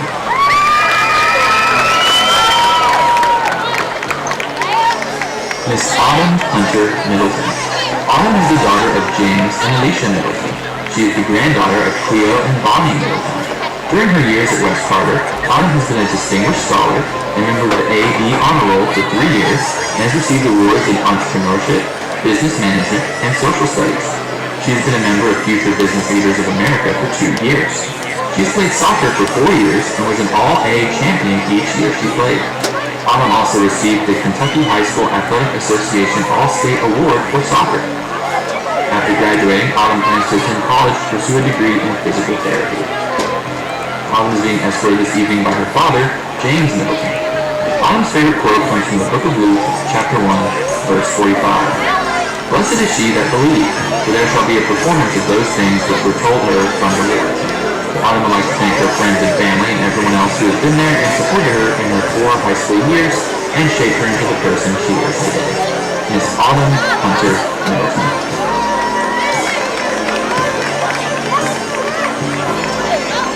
Miss Riley Jordan Skaggs. Riley is the daughter of Brittany Christian and Zach Christian. She is the granddaughter of Marie and Daryl Skaggs. While at West Carter, Riley has been an honor roll student for 3 years and a distinguished scholar. She has also been a 6-year member of the WCHS Varsity Cheer Squad, a 2020 and 2021 Regional Co-Ed Cheer Champion, 2019 and 2020 District In-Game Cheer Champion, 2019 and 2020 In-Game Regional Cheer Champion, and 2020 All-A In-Game State Cheer Champion. After graduation, Riley plans to attend college and major in nursing, and eventually become a travel nurse. Riley is being escorted this evening by Tyler Brazington, son of Brianna and Zach Brazington. Riley's favorite quote is, "Do good and good will come to you." She would like to thank her family and friends for all their support and love. She would also like to thank you all for making her laugh and making all her bad days better. Miss Riley Jordan Skaggs.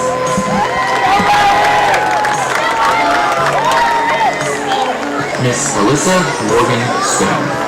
Alyssa is the daughter of Brian and Leanne Stone and the granddaughter of Don and Izetta Stone and Harlan and Jackie Davidson. While at West Carter, Alyssa has been recognized as a distinguished scholar and was chosen for the 2022-23 Senior Spotlight. Alyssa is also actively involved in Future Farmers of America. At this time, Alyssa's post-high school plans are undecided. Alyssa is being escorted tonight by Travis Jones, son of David and Anita Jones. Alyssa's favorite quote comes from the book of Matthew, chapter 19, verse 26. "With God, all things are possible." Alyssa would like to thank all of her friends for giving her this opportunity and all of her family for helping her become the person she is today. Alyssa would like to thank all of her friends for giving her this opportunity and all of her family for helping her become the person she is today. Miss Alyssa Morgan Stone.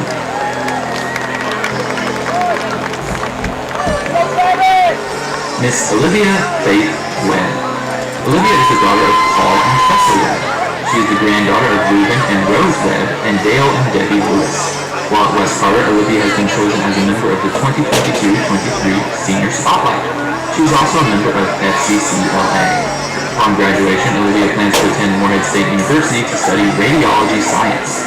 Olivia is being escorted this evening by her father, Paul Webb. Olivia's favorite quote comes from Marilyn Monroe. A wise girl knows her limits. A smart girl knows she has none. Olivia would like to thank all of her friends for allowing her to have this opportunity. She would like to thank her family for always being there for her, specifically her parents for always supporting her in everything she does and making her the person she is today. Miss Olivia Faith Webb. Carrying the crown and silver tray this evening are Miss Ava Quinn G. and Mr. Jeff Reed Henderson. Ava is the daughter of Corey and Kelsey G. and the older sister of Abel G. Ava enjoys hiking, soccer, playing with her baby dolls, and going to church. Ava's favorite saying is, "What's up, bro?" Jet is the son of Joe and Kayla Henderson. He is the youngest brother of Hannah, Millie, and Jason Henderson. Jet enjoys opening ball cards with his dad and brother, and never misses an opportunity to look for new wrestler figurines to add to his collection. Jet loves making TikToks and taking selfies with his sisters, and his favorite thing to do is play football. Jet's favorite saying is, "I won't do it again, Mom, I swear."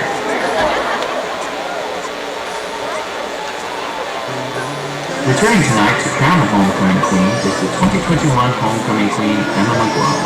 Emma is currently a student at Eastern Kentucky University, majoring in biomedical sciences. Please welcome her with a round of applause.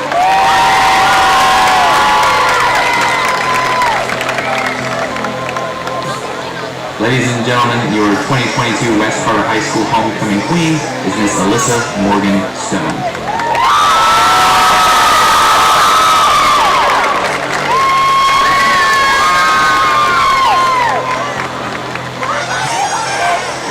Presenting the flowers to the queen are West Carter Principal Kristen Bledsoe and her husband, Chris Bledsoe.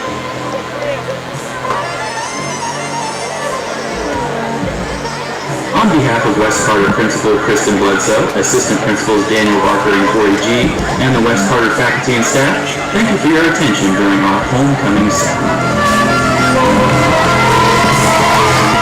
So it's Alyssa Stone. FFA wins it here today. Yeah. Hey, you're right. That was a pretty good bunch of kids right there. Yeah, just going off what they, had some, in my opinion anyway, some great quotes in there, and a good showcase of what West Carter offers here, I think. Exactly. Yes, sir. Hey, we're going to step out. Got a couple of breaks to get in here before we resume action. Both teams set to come out here in just a few minutes, but we're going to step out here at halftime. Again, your score remains East Ridge 14, West Carter 12. Back after this on the Cool Hit Sports Network. Financial security begins at home with home ownership. If you've been putting off looking for a home because you think you can't afford it, you owe it to yourself to check out Members Choice Credit Union. Members Choice Credit Union has programs for first-time home buyers and more to help put you in the home of your dreams. Call, click, or stop by Members Choice Credit Union today. Members Choice Credit Union, NMLS 411945, Equal Housing Lender. Call for additional information. Other restrictions may apply.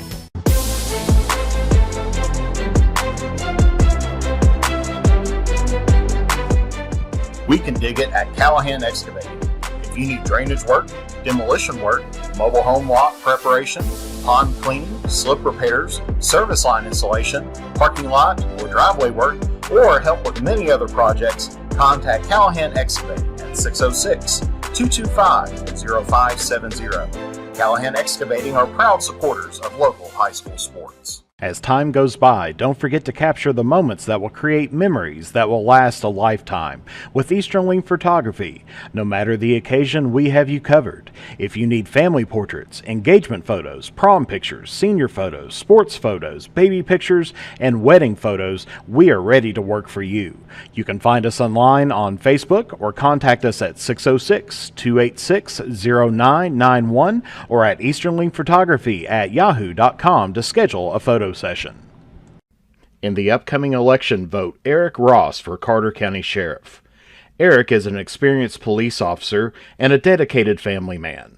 With a 10-point plan, he will work to unite Carter County, increase community involvement, and improve the function and availability of the Sheriff's Department. With your support, we can make Carter County stronger together and a better place to live. Vote for Eric Ross for Carter County Sheriff. Paid for by candidate. Back in Olive Hill here, halftime between East Ridge and your West Carter Comets. East Ridge leads right now 14-12. And real quick, I'll tell you how we got there with the scoring summary. First touchdown came right early on in the ball game, a 3-play, 65-yard drive from West Carter. It was all Cole Crampton, and he marched it in from 3 yards out, made it 6-0. The second touchdown came, an answer from East Ridge on a 15-yard touchdown pass from Burdine to Stephen Todd Lane, and then a 2-point conversion pass to Isaiah Adkins made it 8-6 with 9:19 to go in the first quarter. Then again in the first quarter, with 6:17 to go, West Carter scores from 5 yards out. Cole Crampton runs it in, and then an incompletion on the 2-point conversion made it 12-8, and then East Ridge with one more touchdown before the half, 4:04 to go on the clock. Burdine to Brad Howell, 30-yard touchdown pass, and then a failed 2-point conversion made it 14-12. East Ridge over West Carter. That's your scoring summary, and we're going to step out, take one more break. We've got to get a couple more in if we can, maybe not, but we'll be back right after this on the Cool Hits Sports Network.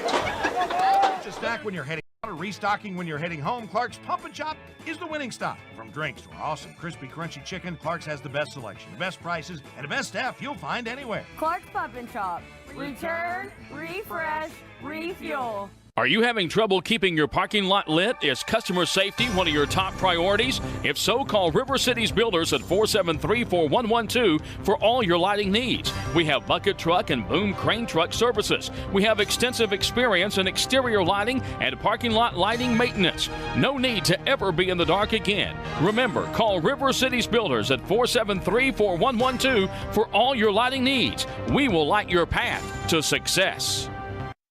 When you have business away from home or a planned event far from your comfort zone, you're probably going to need a little help. Let A&A Porta Potties assist you with all your portable toilet needs. Whether on a construction site, planning for an outdoor wedding, or any other outdoor event, A&A Porta Potties are here to assist you. A&A Porta Potties also rents out storage containers, office containers, cooling fans, tables, and chairs. A&A Porta Potties, there is no event too big or too small for us to accommodate you.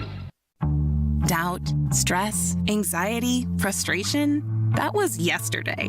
Today is your day to get back on track to a brighter future. At Ashland Community and Technical College, we're open and ready to help now. With ridiculously affordable, amazingly flexible classes that can lead to highly paid positions in IT, healthcare, and more. The real world's tough, but not as tough as you. Visit kctcs.edu/findyourcareer. Whether it's fountain drinks at the lowest price or you're filling up the cooler for the family and friends, Clark's has the widest selection, the best prices, and the most helpful staff you'll find anywhere. Clark's Pump and Chop. Return, refresh, refuel. Still got a minute on the clock here before the action's set to resume, Jeff, but they're making their way out ready to rock and roll. Absolutely. They may be holding off until that, but they may erase that off the clock there as well. I've seen them do it. As these teams, of course, I'm sure after the halftime they were wanting to come out and get ready. Yeah. Of course, they have the 3-minute kind of reacclimation period to get out there, especially after having a 20-minute halftime. Sure. They need a little bit of time to warm up, but I think mentally they're ready to roll. That's right. The guy, we cover the KCU football games on here on the Cool Hits Sports Network. There's one tomorrow. It's KCU and St. Andrews at noon tomorrow. And the guy that does those games with me, Brent Terry, coached high school football for, I think, 30-some years anyway. He's been around for a long time, coached in Ohio, coached in West Virginia and Kentucky. And he said when he came to Kentucky, in that 15-minute halftime, he's like, man, where'd halftime go? He's used to 20 minutes. Exactly. Because in those other two states, they are 20 minutes. But, man, to us, it seems like it drags on forever. And there's a lot of sports that there's a lot of differences that you get out there between Ohio, and when they come over, they're not used to it. And just little things like that. Yeah. I think we're trying to cheat them out. I think that's what they're doing. Yeah. And the kick's in the air from Wyatt Martin. It's caught and fielded right about the 22-yard line, and trying to get some room to run there, not able to. That is Gabe Mullins. Number 34. Yes, sir. He gets it out to about the 34-yard line, maybe the 35, and that's where Eastridge is going to set up shop. And not too bad of a return. Wes Carter definitely has got the kicking game going on here today. Yep. Not on the extra points, obviously, but where they missed the one earlier. Sure, but as far as like punts and kickoffs, kickoffs, they have been doing fantastic. I'm with you. I'm a Wyatt Martin fan anyway. I used to work with his mom. She taught at Boyd County High School. Good bunch of people right there.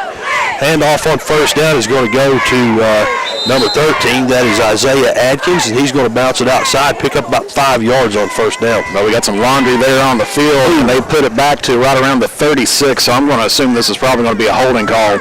I think you're probably right. So that one's going to go back and take it back to right around the 26-yard line, which will be almost a 10-yard loss from the original line of scrimmage. Right, because that's a spot foul. Yes, sir. Now, so first and long for Eastridge. And if you're a Wes Carter fan, that works out okay. Oh, absolutely. First play that you have from the line of scrimmage, something that you definitely would want to have. That's right. So first down and 20 yards to go, so it was right at a 10-yard loss from the original line. And Eastridge with another crack at it here. 2-by-2 set, ball's on the right hash. Burdine takes it himself and sprints out, throws it over to Zach Mason in the flats, and a big pickup here. A pickup of about 21, 22 yards, enough for a first down. Yep. That was a good play that he had. A receiver wide open here on the near side of the field. Now that sprint out pass there from Burdine and good vision downfield under some pressure, and found a receiver there that was somewhat open and got him the ball. Great looking throw there, and that was actually Mason's first catch of the ball game. Yeah, Burdine has had a fantastic season. 1,573 yards before today's game, 14 touchdowns. Stephen Lane with the handoff off tackle left side. He picks up about 5 or 6 on first down. Yep, I'm with you, Jeff. He's one of those players, man. He's fun to watch, and Wes Carter's got one of them too, though. Well, I would say he's a triple threat out there. Yeah, but I mean, you're probably going to have to add some more. Yeah, he also returns punts and does everything. And he's offense, defense, running, passing, blocking. I mean, you name it, he's been doing it out here today. Keeps it himself on second down. I think he was going to try to throw it, but tucked it anyway, and got over to the sideline. A pretty big pickup here, second down and 5 yards. They're going to say he went out of bounds at about the around the 30, 32, 33. Okay, so 18 and 4. That's a 22-yard pickup here. Yeah, that great quarterback run. He took a look downfield. I think it was supposed to be a passing play. It was. Yeah. And your good quarterbacks is going to do that. They're going to take a look, see if anybody is going to potentially be open. That's right. And then either tuck it and go or just figure out something to do with it. But not this time. No, sir. As he's going to be brought down behind the line of scrimmage. And I was trying to get the number 54 was the first one to get to him there. And that is going to be not on a roster. Who's Ethan Bledsoe. Ethan Bledsoe. Yeah, good for that guy. He's another one of those that's wore different jerseys. Yeah. I think on the KHSA, he wore 89 earlier on today. Oh, no kidding. Yeah. He's a sophomore, and glad to get to say that guy's name on the radio. Exactly. Stepson of the principal here, Kristen Bledsoe. Okay, I didn't know that. Her husband, Chris Bledsoe, that's his parents. Gets the snap there. Nice little pass in the flats, and that's going to be close to a first down. Loose ball. Yeah, the ball's still on the ground, and Wes Carter says they have it. We're going to find out if they do. Yes, sir. Wes Carter football. So that might just be what the doctor ordered here. We talked about it last week, Jeff, and I'm going to bring it up again. I've heard a million times, especially doing radio, I don't know why, but I've heard a lot of times that first series, the first drive after halftime, determines the rest of the second half. It does set a tempo. Well, we're going to find out right here. Wes Carter with a huge momentum stopper right there, and they've got the football here. 1st and 10 on their own 41-yard line, so pretty good field position starting out, especially after a turnover, and we're going to see if they're going to capitalize here. And that was kind of surprising. That was Isaiah Atkins on the reception there for Eastridge. So a handoff up the middle is going to go to Crampton. He bounces off a couple would-be tacklers as he off to the races, crosses the 40. Got a lot of room to run, 30, 20, 10, and touchdown, Wes Carter. So there's your answer right there, Jeff. A huge touchdown for Wes Carter. Cole Crampton, that's going to be a 59-yard touchdown on first down. And that puts Wes Carter back in the lead. Yeah, and no flag on the play. If you were watching the live stream, I have a bad tendency of leaving that flag up there. But yeah, clean play all the way down. Yes, and sir. like I said, nothing like having your defense come up big, causing a fumble, and then picking up a touchdown off of the turnover. And I do believe we are going to have the Wes Carter offense still out on the field. Yes, sir. I don't see Wyatt Martin out there. We got balls in the middle of the field. I think we're going to have trips to the right. We are. And as back lines up in the gun, Crampton offset to his right. He's going to take the ball and sprint out. We got an option play, but he keeps himself, and that's going to be a 2-point conversion, Jeff. So that makes it 20-14 now, and puts Wes Carter ahead by 6 points. Exactly. Great veer play. He had Crampton on his outside that he was ready to pitch it off to, but he just cut back in and he was good to go. Yes, sir. So 20-14 your score. We're going to step out, take a break. Wes Carter on top here with 9:18 to go in the third quarter. Back after this on the Cool Hit Sports Network. At James Do It Best Hardware, we are not just another hardware store. We are your hometown home improvement partners, offering personalized service to help you get the job done right the first time. We are also your local steel dealer. At James Do It Best Hardware, our people make the difference. I love James Do It Best Hardware Store. James Do It Best Hardware, 137 Scott Street in Olive Hill, Kentucky. Doubt, stress, anxiety, frustration, that was yesterday. Today is your day to get back on track to a brighter future. At Ashland Community and Technical College, we're open and ready to help now. With ridiculously affordable, amazingly flexible classes that can lead to highly paid positions in IT, healthcare, and more. The real world's tough, but not as tough as you. Visit kctcs.edu/findyourcareer. And the kick, I believe, did it go out of bounds there, Jeff? No, actually, he caught it and dropped it. Oh, wow. It was on the far end of the field there, and we were talking about during the break that, both these teams are known for huge plays. Yep. And really, the first drive after the halftime is a big thing. Yep. But after losing up 6 points over a turnover, that's another indication, because right now Wes Carter's flying on, they're on cloud 9 right now. Oh, yeah. You can see them, there's a whole lot less jogging and a whole lot more running out on and off the field as Eastridge looks to answer here. 1st and 10 from their own 41. It's going to be a handoff left side to Adkins. He's got some room to run, but he goes out of bounds. A pickup of more than enough for a first down, crosses midfield. And I'm trying to wait and see. It's going to be on about the Wes Carter 47 or 48-yard line. Nice little design run over there, sweep over toward the left-hand side, far end of the field. Yep. Of course, that's going to get their offense, kind of going back themselves, because, right now they've got that fumble and then the near fumble there on the kickoff. It seems like, some teams will get a case of the fumbles out there Of course, cold night, the hands, going to start, getting a little bit stiff there here before too long. Yep, I believe you're right. It's the temperature's dropping. It's going to be a sprint out pass this time. Adkins, the man catching the ball, he's got some room to run down the West Carter sideline, gets it across the 30-yard line, and I think they said he was knocked out of bounds, I believe, but I'm not sure exactly where. I think they've got it close to the 25, maybe the 24. I think, well, actually, it looks like almost, right on the 25. Okay, so pick up 22 yards there on that pass. That was actually Adkins' first pass reception of the ball game, and that puts Dylan Burdine 95 yards passing on 5 attempts here tonight. Got a 7 attempts. He's got 2 incompletions. Handoff on first down is going to go this time to Stephen Lane, who marches ahead. Pickup of a yard on first down. That puts him at 3 carries, 10 yards here on the ball game. His first carry of the second half, though. We're down to 8:19 in the clock rolling in the third quarter. West Carter. I'm telling you, East Carter, West Carter, East Ridge, all that. It's a tongue twister. It is. And it seems like it's another one of those things that kind of spreads a little bit. We've got this is another East-West ball game. Yeah. But you got a different last name on the east side. That's right. West Carter ahead right now, 20-14.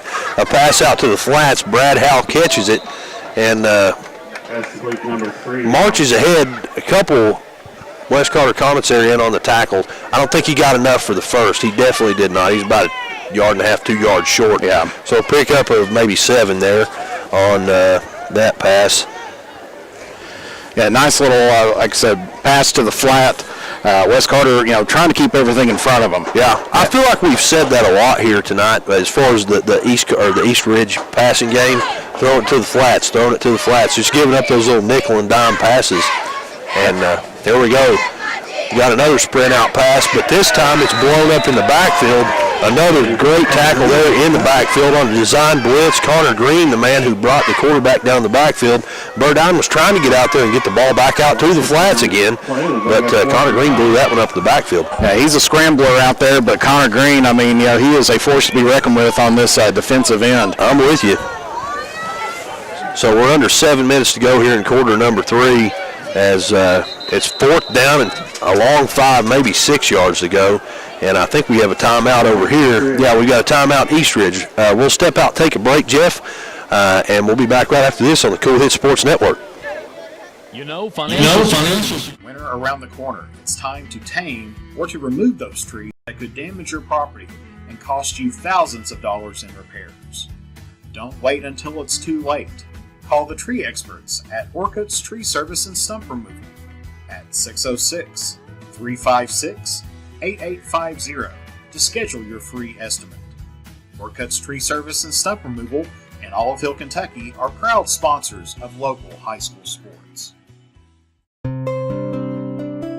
At James Do It Best Hardware, we are not just another hardware store, we are your hometown home improvement partners, offering personalized service to help you get the job done right the first time. We are also your local steel dealer. At James Do It Best Hardware, our people make the difference. I love James Do It Best Hardware Store. James Do It Best Hardware, 137 Scott Street in Olive Hill, Kentucky. Both teams making their way back out after the timeout. East Ridge called the timeout. They've got the football, 4th and 5 on the West Carter 20-yard line, and they're down by 6 points as Burdine takes a snap, tries to get over to the sideline.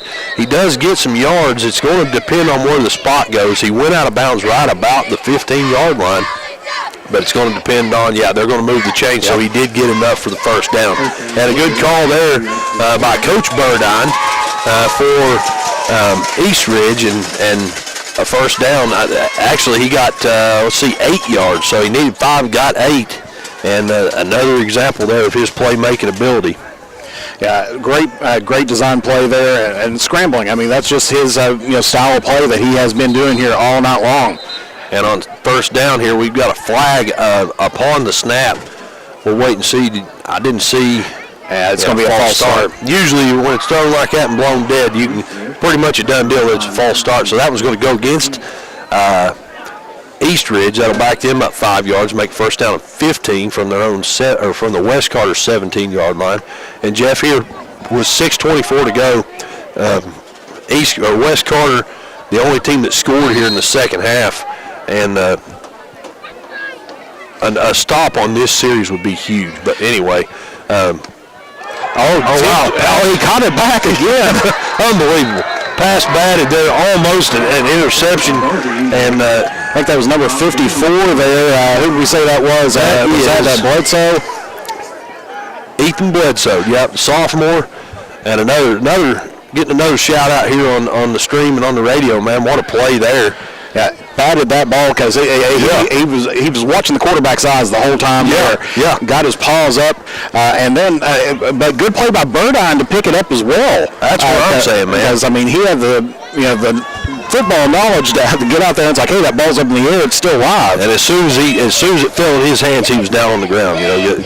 Just a good play all around there defensively. And on second down, a pass complete. Downfield to Zach Mason. When we say downfield, it's 2nd and 23, a gain of 13 yards, but that makes it 3rd and long. Yep. That's going to be a tough one, but I mean, you're definitely in 4-down territory here. They're right at about 3rd down, and I would say right at 11. About 12 yards on the reception there. 4-down territory for sure. You're looking at get my clock out right here, but you're looking right at 5 minutes and 15 seconds, left to play here in the third quarter. You want to get those scores. Sure. Because as you said, West Carter right now the only team that scored here in this third quarter. That's right. And I mean that weighs heavy on them because you don't want to go into the fourth quarter, being down. And this has been a little over 4-minute drive as Burdine takes the snap, throws it into the front corner of the end zone, but just out of the reach of his receiver. He had one there, a defender behind him. He tried to place the ball in toward the pylon, but just not able to connect there. That'll make it 4th down. Yeah, it looks like that one was intended there for Mason, I believe, number 12. It was either Mason or Atkins. I was trying to get that last number on there. I seen a 1, and it kind of looked like a 2, but I think it was number 12 out there. I think it was, yeah. Zach Mason. Yep. He's the one that just caught the pass, just the last pass before that. So on 4th and 12 here, ball's on the 14-yard line. There's enough room for a first down. Burdine takes a snap, looking downfield under some pressure. He's touched as he throws it, an interception in the end zone, and running it back out of the end zone that's number 14. Yes, sir. He gets it all the way over to the West Carter sideline, and he ran it out of the end zone. Of course, we know if he would have kneeled it in the end zone, he got it out to the 20, but instead he runs it himself, gets it past the 20, and to almost the 30-yard line, I think. That's where West Carter's going to take over. How huge was that? Oh, really huge. I mean, when you get that interception there in the end zone, and you know that they have put so much effort to get down to that way, that's just going to take out the air right there of East Ridge right now, but put that air back in the West Carter balloon right there. And Jeff, I want to make sure, I said it was number 14, that was junior Trace Rivers there that made that interception, and what a great return on that interception, gave him decent field position, and it looks like they're going to back the ball up. I think there was a penalty there. I'm sure probably a holding. Okay. It was after the interception, though. It's going to be West Carter football. Interception does count. They just get pushed back, behind the where they were at, because it was a great return on that. But of course, when you get a holding call, you're going to get a few extra yards. That's right. That's right. So 1st and 10 from the 5-yard line. Handoff's going to go to Crampton, and the ball's knocked loose. It's picked up, though, by Connor Green, and he tries to march ahead, and it's going to be for a loss, but a good presence of mind there, just scooping that ball up before a defender was able to do so. Exactly, and that ball went pretty far out. It did. Because, usually most fumbles are just kind of right in the vicinity within about a yard or two, but that one went probably a good 10, 15 yards away from the play. Almost back to the end zone. He picked it up on about the 1 and got back up to the original line of scrimmage. This time the ball's going to be on the left hash. Sorry, Jeff. I was going to say, definitely something you don't want to have is a safety at this point in time. Right. Under 4 minutes now on the clock. West Carter leads 20-14 We're in the third quarter. I want to add that too. Handoff goes to Crampton. He tries to get off tackle. He's hitting the backfield. Brody Wallace on the tackle there for Eastridge. Nice, wrapped him up, brought him down. Yeah. It was almost like they kind of sniffed that play out. I think so. Well, I think that was the play that they ran right before that. I think you're right. Well, of course, when you're backed up, you're right, you're in the shadow of your own end zone. You definitely don't want to give up a safety here at this point in time, to get it to even a closer game. Sure. Because, right now we're just a one-touchdown difference. That's right. If West Carter could, if they do give up the touchdown and, prevent the conversion, we've got a tied ball game. Tailback throws it out of the end zone.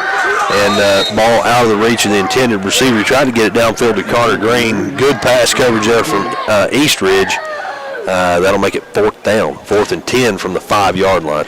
Yeah, I think some of the fans I heard down there was calling for a pass interference, but I think that was pretty decent coverage down that way. I think after the pass was incomplete, there was a little bit of a forearm kind of push there to knock him off there. Okay. But it was after. It was not going to be a catchable ball. Right.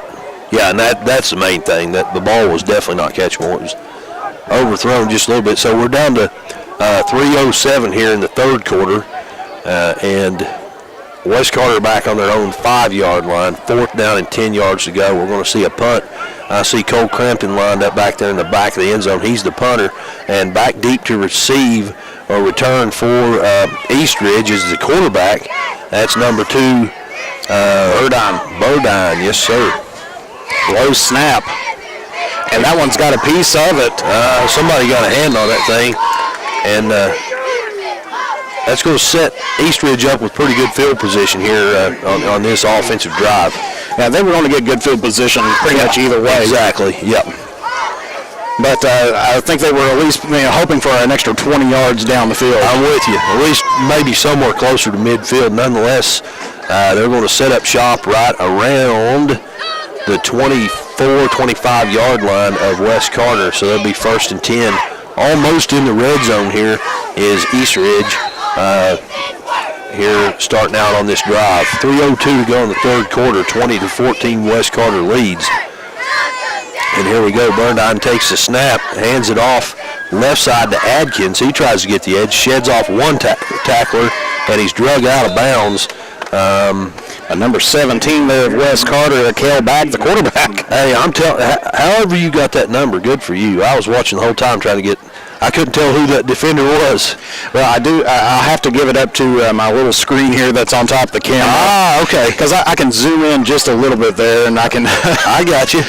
Old age is definitely not helping me out. See it from with the bare naked eye there. That was a yard he got there on that carry.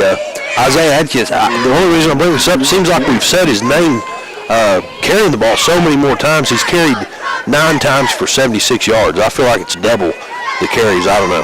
Yeah, well, and they've been passing it to him too. They have. That's true. As Burdine takes the snap, sprints out all the way across the field to his right, throws it into the end zone. Through the hands of Brad Howell, incomplete, almost a touchdown there. Yeah, Howell had his man beat. Of course, they were jockeying for position down there, kind of moving around, and you could tell Burdine was out there directing traffic. That's right. He put that ball on the line, too. It was placed right in there. It was, and you got a good quarterback that will do that. Yeah. Realizes that the play is busted out. Sure. But if you've got a good relationship with your wide receivers, you can kind of just tell them, it's like, hey, go flag, go post. That's right. Yep. And be able to put that in there. I feel like those two do have that kind of thing going, because we call those two names quite often. 2 receivers to the right, 2 to the left. Balls on the left hash for Eastridge. 3rd down and 9 yards to go. It's going to be a handoff on a jet play. Isaiah Adkins, man with the football, not able to get anything going there. I believe that was right down in the backfield. I think they said no gain down in the press box. Okay. But that was Ethan Bledsoe once again, 54. Yeah, buddy. Good game so far for him, especially on that defensive side of the football. And we're down under 2 minutes to go. And it's going to be 4th down, 9 yards to go for Eastridge. And another stop here. I said it earlier in the pregame. The Eastridge offense averaging I believe I'm looking for my stat paper here. Averaging, sorry Jeff, they're averaging 32 points a game, and the West Carter defense here, 14 points, held them to 14 points here, almost into the fourth quarter. Playing pretty well, I guess you would say. Well, flag on the play as West Carter's going to be offsides, gives them 5 yards on the play, so that's going to probably redesign the play that I would say you're right. Was going to be there, because you were facing up a 4th down and 9, and now you're facing a 4th and 4. You got to wonder. They're back in the huddle. Clock rolling. Not sure, of course, West Carter does not have a play clock here, but I'm sure that is starting to inch its way down just a little bit there. Yeah, you would think so. 2 backs in the backfield. Burdine takes the snap, hands it to the second back. That's Adkins. He marches his way up across midfield, and it's going to be close, Jeff. It's going to depend on the spot as to whether it's a first down or not. Officials waving their arms. They may be wanting to measure this one. No, I see the side judge over there motioning West Carter football. Yep, so that's going to be a turnover on downs there by Eastridge. He did not get it. I'm sure he was probably 3.5 yards. Wow. And like I said, that side judge was right there, or, the head linesman on the far side came in and with very good confidence said, nope, that's not it. We're going the other way. There's no doubt in his mind, and it's going to be West Carter football. Wow. 2 big-time stops here defensively for the Comets. And like I said, I think the big name of the game has been defense here in this second half. Yeah. Because, first half it was, first quarter, I should say, it was all offense. Kellback takes the snap, hands it to Crampton. He's got some room. He's going to get it across the 30-yard line. Got some more room across midfield down to the 30. He's being chased, but he's moving across the 20 now, and he's going to be knocked out of bounds right around the 10-yard line. So a huge pickup here on first down. And, Jeff, that puts West Carter in the red zone yet again. It is, and, that's another thing that's just going to pump this team up right here. But Cole Crampton is down right now on the sideline. Yeah. He was shoved out of bounds. He wasn't hit hard, but I don't like to speculate about injuries or anything like that. It's not my place, but you got to think it was something, maybe a twisted ankle, something like that, as he was going down. Exactly. I think he was running out of steam a little bit. He's been a workhorse here tonight. Yeah. Really putting up the yards and everything there, and that's where the Eastridge defender was able to get caught up with him. And I think, like I said, it just either, it looks like it's an upper body, so he may have landed on the ground a little bit funny going out of bounds. And they're working, of course, trainers with him right now. Yeah. Because he was face down on the turf, but now on his back. And I will say this, Cole Crampton, that was his 25th carry, 312 yards unofficially. A good night offensively for that young man. And thoughts and prayers go to him. Not sure what the injury is, but definitely anytime any student athlete is down like that, you don't care who they play for or anything like that. You don't want to see anybody get hurt. Exactly. We're nearing the end of the season, and I've heard schools having to cancel the rest of their schedule because players have been getting hurt. Seems like it's been a bad year for that. I know West Carter's been plagued by it on their offensive line. Looks like they're getting them set up here. Like I said, it's tough to speculate. It doesn't look like it's a lower body injury. It looks like it's now. If I'm not mistaken, I thought someone said that he, took a pretty hard shot down at Martin County. Okay. And so I don't know if this is going to be kind of a, more precaution. Maybe he's going to have to go through the concussion protocol here. Sure. Because sometimes, you can just land weird. I will say this. It's always a great sign when something like this happens and then the athlete makes their own way off the field. He's walking back over toward that West Carter sideline without any assistance, so that's a good thing. Yeah, that's the biggest thing right there. And, yep. And you can see right now he's being greeted by his teammates here. Yep. And, of course, hopefully that's not going to be a shot to him because, as we said, Cole Crampton with 300-some yards here today. Yeah. They've got Dean, in the cupboard there. And he's no slouch either. No, they've got some good players. But, sometimes that gets in your head a little bit, if you got an injured, teammate that's been doing very well. Right. Like Crampton, they might be like, okay, they're in the red zone right now. Right. And you might be thinking, can we do this? Without him, he's been, I think he's got every touchdown here on the night so far. He does, yes, sir. So 31.6 seconds left to go here in the third quarter. West Carter leads, and after the big 75-yard gain there, it's 1st and 10 from the 10. So 1st and goal from the 10-yard line. It's going to be a handoff on 1st down. I believe that one is going to go to Dean. Well, I think it was 26. I'm sorry. Was the number. I've been trying to look at it. Okay. I know West Carter's, they've kind of changed some numbers and everything else. That's Flannery. Nathan Flannery, a freshman running back for West Carter, and he marches ahead, picks up about like 5 on the play. Scoreboard says 5. I'm going to say 5-2 then. I think they're going to go ahead and let the clock run down. Probably a good move. If Crampton's able to get back in, that's going to give them just a few extra moments to get there. So the siren you heard in the background means that after 3 quarters of play here in Olive Hill, your score, West Carter 20, East Ridge 14. Back after this on the Cool Hits Sports Network. In addition to the Greenup location, Stultz Pharmacy's newest location is at 437 James Hanna Drive in South Shore, but has retained the name you know and love, McDonald Pharmacy. Service you'll find in the Greenup location with free delivery service and their convenient drive-through. Get your vaccinations and allergy shots and, of course, great prescription service at Stultz Pharmacy in Greenup and McDonald Pharmacy, James Hanna Drive, South Shore. Stultz Pharmacy. You know, financial security begins at home with home ownership. If you've been putting off looking for a home because you think you can't afford it, you owe it to yourself to check out Members Choice Credit Union. Members Choice Credit Union has programs for first-time home buyers and more to help put you in the home of your dreams. Call, click, or stop by Members Choice Credit Union today. Members Choice Credit Union, NMLS 411945, Equal Housing Lender. Call for additional information. Other restrictions may apply.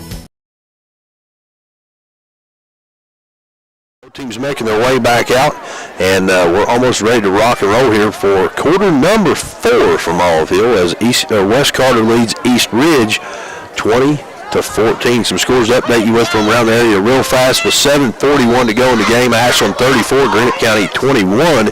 A final score, Clay County 50, McGoffin County 16.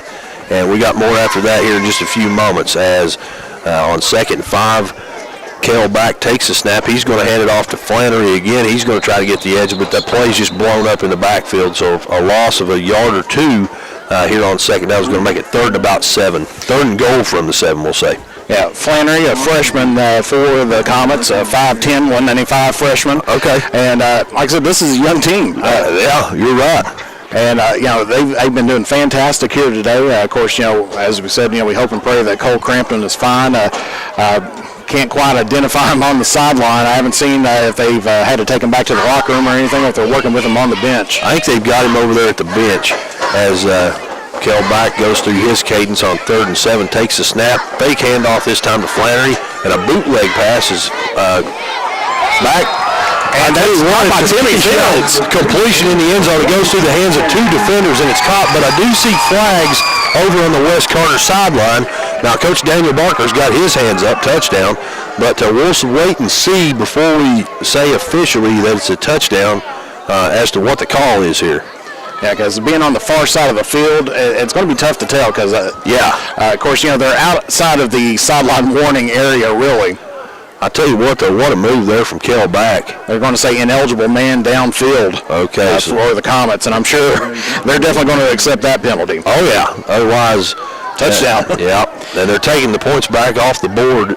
But what a throw and a run! What a move! What a play there from Kel Back. He was under some heavy pressure, sprinted out to the opposite sideline, and on the run threw that ball through the hands of 2 defenders, and it was caught. Yeah, it was tipped there by one of the defenders. It threw it right into traffic. Yeah, buddy. And it paid off because for a second I was going to think, oh no, that's going to be an interception. I know.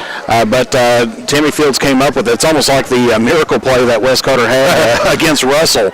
I think we've got the same play to the opposite direction. This time it's going to be batted down incomplete. So it's going to be 4th and goal from the 13-yard line for West Carter. And I do see some personnel changes. 3 players coming on, 3 going off, and one of the players that came on the field is Wyatt Martin. So they may try for a field goal here. With West Carter, I don't think that they've really had. Take a look at their special teams here. I don't think so, Jeff. They've tried one field goal and he made it. Okay. So he is 1 for 1 on the year. Wow. He's got a really good percentage from extra point. This would be a 23-yard field goal for Mr. Wyatt Martin. And we're going to get a timeout taken here by Wes Carter. Okay. Martin, a 5'8" freshman. And interesting. So Wes Carter called the timeout here. So with 11:05 to go, they lead 20-14, and they're on the Eastridge 13-yard line, 4th and goal, and they lined up in field goal. Yeah, makes me, well, of course, they weren't out there long enough to try to draw them offside. Sure. Originally, you may kind of think, well, of course, really offsides wouldn't help them out too much. No. Get them closer for another field goal. Make it 4th and 8 then. Yeah. Because, well, actually, I'm trying to take a look and see if Crampton's back on the, or they've moved personnel on the side. Yeah. Like I said, of course, I don't see Crampton in the ball game out there, but I was looking at where he was at earlier, and he's moved from that point. Yeah. And I was kind of thinking, well, is he back in?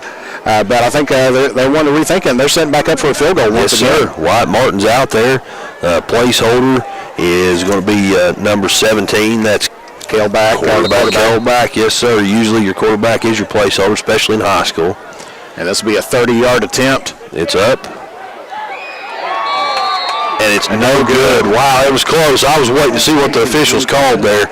Yeah, he had it on target. Yes, he did. It just not enough leg. Of course, it makes me wonder when I was taking a look out there. He's in that kind of that dust bowl right in the middle of the field there. I know, yeah. And as soon as he kicked that, a wave of dust came up. He was in a cloud, wasn't he? Yeah, and it kind of makes me wonder if he kind of brushed the ground just a little bit. Right. And of course, all he needed probably was an extra 2 yards on that to put it through. Sure. It was a good kick. Absolutely. And I'll step out on a limb and say that the freshman place kicker got a pretty good future ahead of him, no doubt about that. One missed field goal is not. And from 30 yards and being in high school. Yeah, that's what I'm saying, yeah. I mean, usually you never see anybody going for hardly a field goal unless they've got a prime kicker. 1st and 10 for Eastridge. Dylan Burdine's going to take it himself, gets it over to his own sideline, and picks up about, we'll say 6 or 7 yards here on 1st down. Makes it 2nd down and short. Yeah, it looks like he's got it right around the 27, 28-yard line right there. We'll bring up 2nd down here as he was pushed out of bounds, stopping the clock. Okay. 2nd down, we'll say about 3 yards to go. I see 2 receivers going out to the big side of the field. That's the right side of the field. Ball's on the left hash. We got a 2-by-2 set as Dylan Burdine lines up in the pistol. He's going to hand it off. Almost said to Adkins, but it's not. That's Stephen Lane. Yeah, number 22. Yes, sir. He's going to pick up a couple on 3rd down. Not enough for the 1st down, though. Matter of fact, he didn't pick up a couple. He picked up 1 yard, so that they got 3rd down and 3 on the scoreboard here. Yeah. 3rd down and 3 yards to go. If you're Coach Barker here or the Wes Carter coaching staff in general, you got to be happy, man, with your defense. I mean, they've had a lot of big stops here today, especially, as that's going to be a flag there. I feel like that was my fault. Give them a compliment. Give them a compliment, and then they go offsides. Yeah. Let's make sure that they do have offsides. I think so. Yeah, because they're moving the chains. Yeah, that was number 70 going offsides there for Wes Carter. That was Jackson Kidwell. We talked about him, on the last game. Yeah. Good kid, but I'm sure that, they're anxious to get the ball back. Oh, yeah. As they want to start eating up this clock and try to get ahead as well. That's right. The clock down further ahead. Under 10 minutes now here in the ball game, and this time we've got another handoff. This one's going to go to Adkins as he bounces it back over toward his own sideline, crosses the line of scrimmage and picks up maybe a yard. Yeah, so it'll be 2nd down and 9 here for the Warriors. And the Wes Carter defense, I mean, barring that one, of course, like I said, sometimes it seems like as soon as you say something good, it's like, no. But, they've had a pretty solid game here. Because you got to think all 14 points have been scored in the 1st half. They have held Eastridge scoreless here in the 2nd half. That's right. A scoreless 3rd quarter.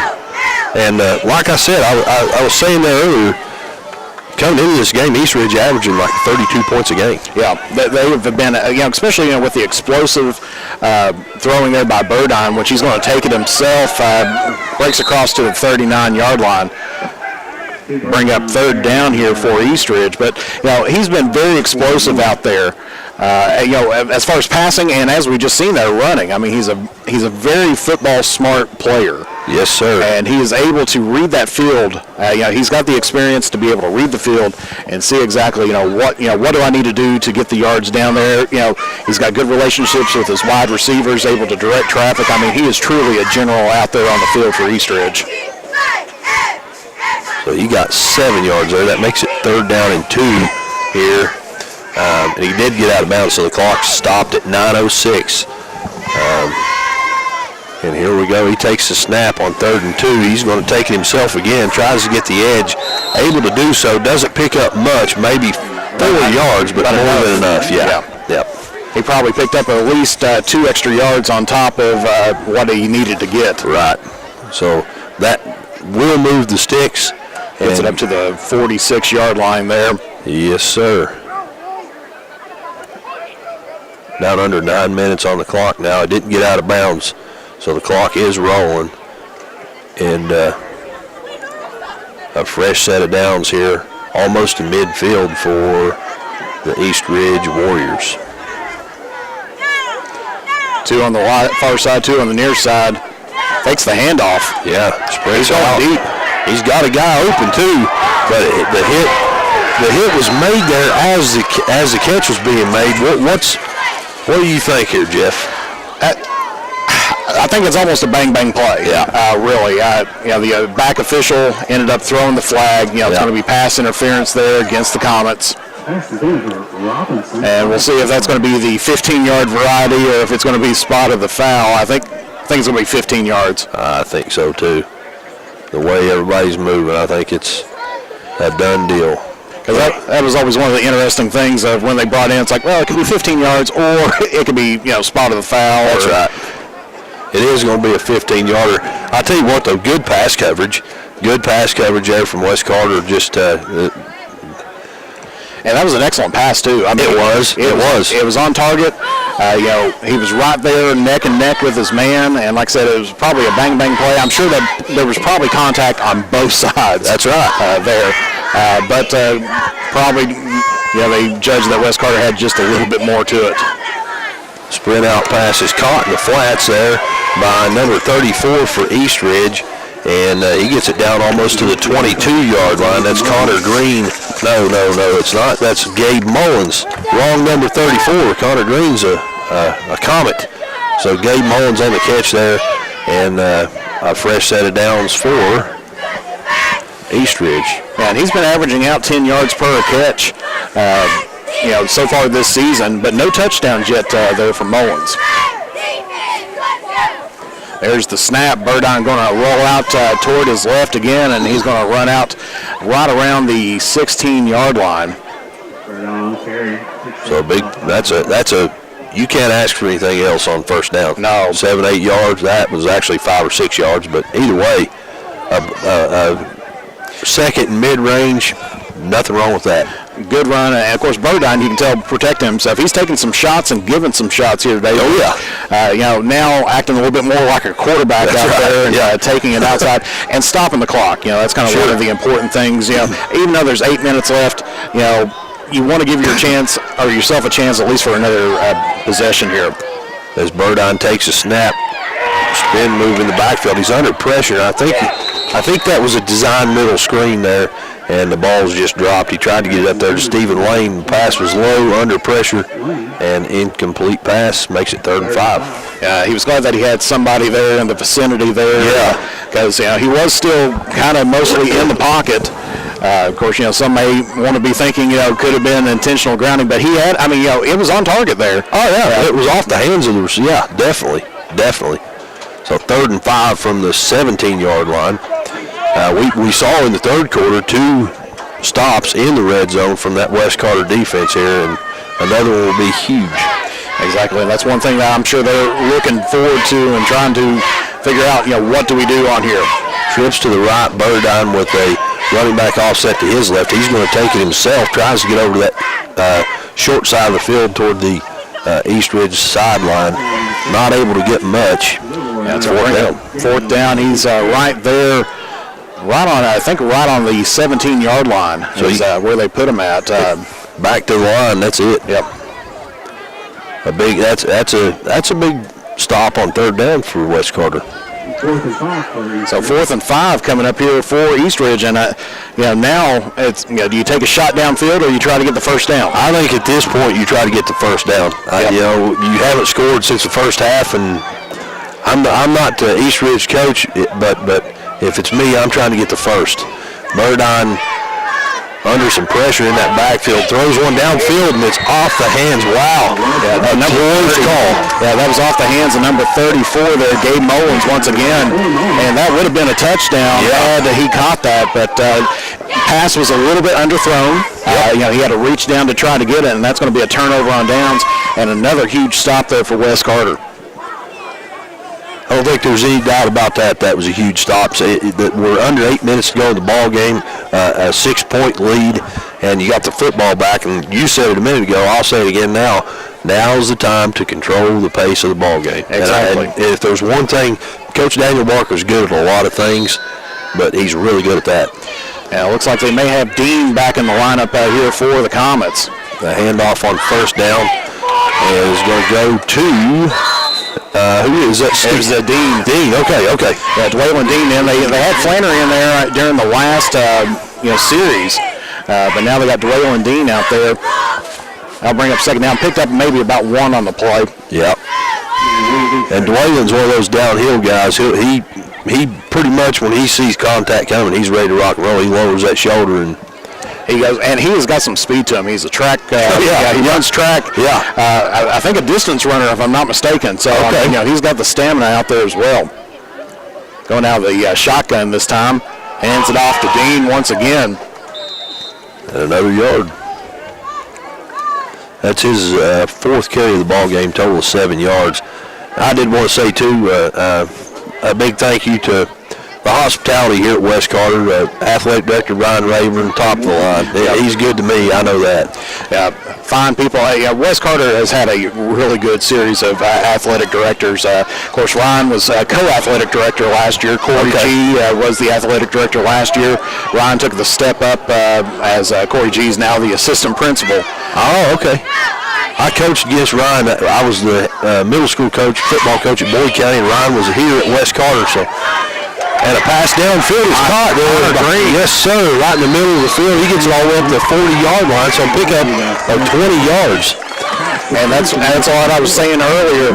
It just takes one to get there, and this was the time to pick up that one because, of course, Dean, doing the ground and pound, just putting it right up the middle. Sure. Of course, with 6:13 left to go, of course, I better get my clock started here. With right about 6 minutes left to play, you want to start controlling that tempo and really starting to use that play clock. I'm with you, and doing a good job. Burn about a couple minutes off so far in this drive. Handoff is going to go up the middle and picking up about 5 yards there. Is that Dwaylon Dean again? Yes, it is. 32, Dwaylon Dean. We'll give him 5 yards on that one, and that makes it 2nd and 5. And that's exactly what they need to do right now. Put it up. Don't get too creative out there. Right. They got to that 3rd down position. They needed some yardage to pick up the first down. Yep. And right now, that's all you need to do is just worry about getting that first down and keep that clock rolling. And it is doing just that, down to 5:23 and running. As Kelback takes a snap, hands it off to Dwaylon Dean again. He's got some room to run, sheds off a couple of would-be tacklers. Yes, sir, down to the 20-yard line, 15-10, touchdown, West Carter. Wow. Got no flags on the field. No, sir. That's going to be 6 there for Dwaylon Dean. And a 60-yard touchdown. You can tell where that speed kicks in. You called that one, I think. Yeah, because he was one that You know, you mentioned earlier he's a downhill runner. Yeah. And he did. As soon as he shook off the tackle, did a great job breaking that tackle.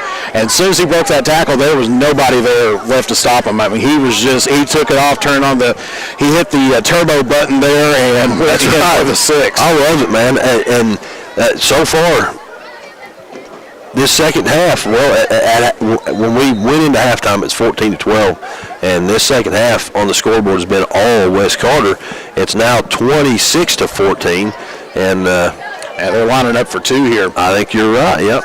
Snap goes to Kell Back, handoff to Dwaylen Dean. He tries to get it in, marching ahead, and he's down on about the 1-inch line, I think, is where he went down. Yeah. So had one of the common players saying touchdown. Yeah. Point, but no, it was just short. So with 5:10 to go here in the football game, the score: West Carter 26, East Ridge 14. Back after this on the Cool Hit Sports Network.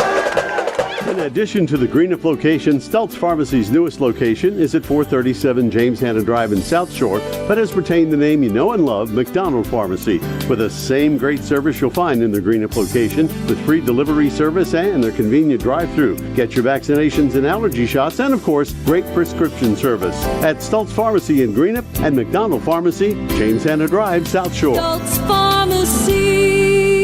You know, financial security begins at home with home ownership.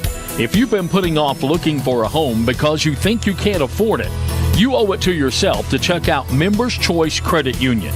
Members Choice Credit Union has programs for first-time home buyers and more to help put you in the home of your dreams.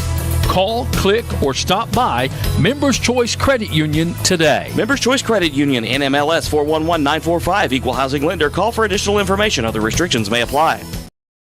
26-14 your score here with 5 minutes, 10 seconds to go in the football game. West Carter leads East Ridge, and the kick is in the air. This one's going to fall at about the 32-yard line and bounce, and that's where it's going to be fielded. Picked up by number 34. He gets it out across the 40-yard line, and he's brought down. That is Gabe Mullins on the return. And a decent return given the circumstances sets East Ridge up a pretty good field position here to set up this drive. A couple scores to update you with from around the area. Final score, Ashland 34, Greenup County 21. And another final score for you, Russell 16, East Carter 7. So Russell getting their first win of the season. And with 8 minutes to go in the ball game, still tied at 7 between Boyd County and Rowan County. Yeah, a lot of good games going on. I'm sure Russell, they feel good. That's who's coming here next week. That's right, yeah. Weight off the shoulders there in Flatwoods for sure. As on first down, we see Burdine throwing it downfield, and that one a little bit high, but a catchable ball off the hands of the receiver, incomplete. Yeah. Number 22, Stephen Todd Lane, once again, gave him an opportunity there, trying to go for a 50-50 there. He was double-teamed once again on the side here. Yep. Well, bring up second down here for East Ridge. And right now they're behind the 8 ball here. Oh, yeah. They're down 2 scores. That play there put us down under 5 minutes to go in the ball game. And the problem that you get with like this a lot of times is that you start taking chances that you probably don't need to take. That's the thing. You get carried away and time slips away, and that's the end of it. You try to force a pass maybe where it shouldn't be at. Empty backfield as Burdine takes the snap, sprints out, and throws it into the flats. Out of nowhere. Yeah, buddy. It's like he had it. He was turning and thinking, all right, I've got this, and meets Hayden Hall right. I don't know if you're a professional wrestling guy, but that almost reminded me of Bill Goldberg right there. That was almost a textbook spear. If he was a little bit more vertical, that would have been it. There you go. So 4:53 to go in the ball game. Third down, 10 yards to go here for East Ridge. Ball's at their own 41-yard line, and they're going to have to start taking some shots downfield. I think they're trying, but West Carter getting a little bit of pressure in that backfield. Well, the defense is feeling it here right now. Yeah. They've had stops, every possession here, and now he's under pressure. He's got Bledsoe. Flag on the play. Burdine's sprinting out to his right. He finds a receiver about 4 yards downfield in the flats, but like you said, a flag in the backfield, and again, that one in the vicinity of a hold or a block in the back, something like that, as the quarterback sprinting out to the West Carter sideline. We'll see what the official says here. And it is going to be holding against East Ridge. There you go. So that's going to back them up 10 yards. And from the spot of the foul, and he was well behind the line of scrimmage on that. So yep, I think they put the flag right there at the 35-yard line. So they're going to back them up to the 25-yard line. So they've got 27 yards to make up here on the third down. Third down and 27 yards to go from their own 25-yard line. So they've got to get it all the way to, we'll say 28 yards is what the scoreboard says. But anyway, they've got to get it across midfield to the 48-yard line over on the West Carter side of midfield. Yeah, and it's penalties like that. I'm sure that the East Ridge coach Burdine not going to be happy with his team this week. That's right. As the younger Burdine takes it, it's going to be a reverse. He tosses it over to number 3, Brad Howell, who tries to get it back over toward that East Ridge sideline, and he's hit hard at about the 30-yard line. A little slow getting up is Howell, and the clock's still rolling here, down under 4.5 minutes to go in the ball game.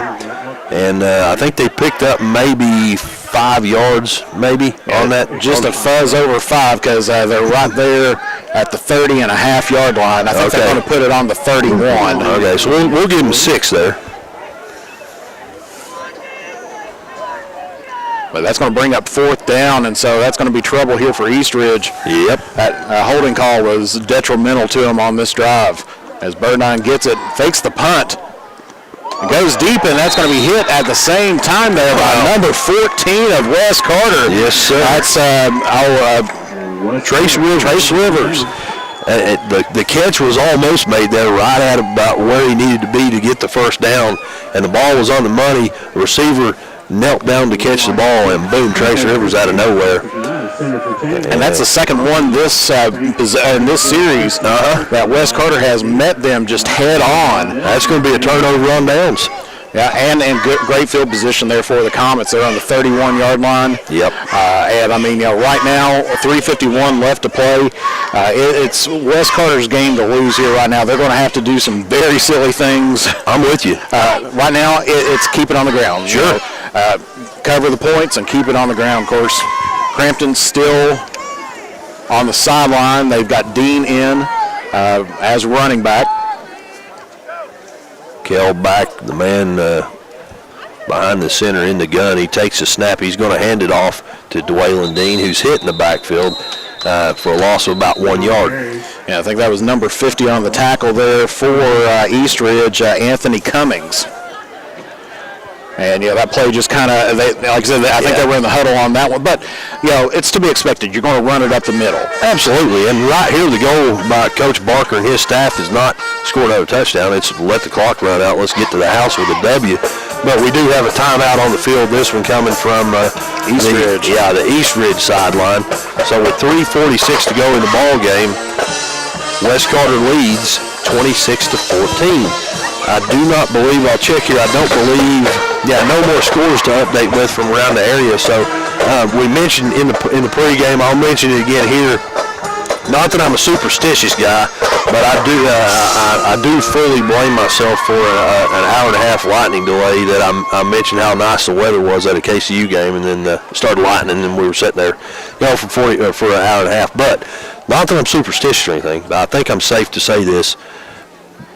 This game has huge implications later on. It is, because, as we said, both these teams 1-3. Yeah. And, this is going to be the pickup that West Carter needs. They're setting at number 4 and number 5 in the district right now. East Ridge by win-loss is sitting at 4. Overall, But it's how you play in your district. Exactly. And West Carter is, right now, up by 12 points here. Sure. And like I said, they're in the driver's seat right now. This is their game, to lose here at the moment. Of course, with Dean going through, flag on the play. From where I'm sitting, I think I saw a hand on the face mask there. So we'll find out. But something we haven't mentioned yet, the top 4 teams from each district in the state of Kentucky in high school football. The top 4 teams for each district make it to the playoffs. So it's huge here. A win here gets you into that 4th spot. Exactly. Now, of course, you're going to have to play at number 1. Sure. But you're in the playoffs. But, yeah, hey, making it is a big part of the battle. And after the season that West Carter has had this year, you know, with the tragedies that they've had, yes, the loss of personnel, yes, you know, this is, you know, and homecoming too. That's right. We haven't mentioned that a whole lot. You know, you want to win on your homecoming game, and West Carter, you know, they have pulled everything out there. And as you said, that was a face mask penalty against East Ridge, so that's going to put them in the red zone there, right around the 11-yard line. Wow. And so, you know, do you go for the insurance or just, you know, keep on? Well, I mean, obviously you want to punch it up the middle as Dean. Sure. As that rolls off there, and he's going to put it in for 6.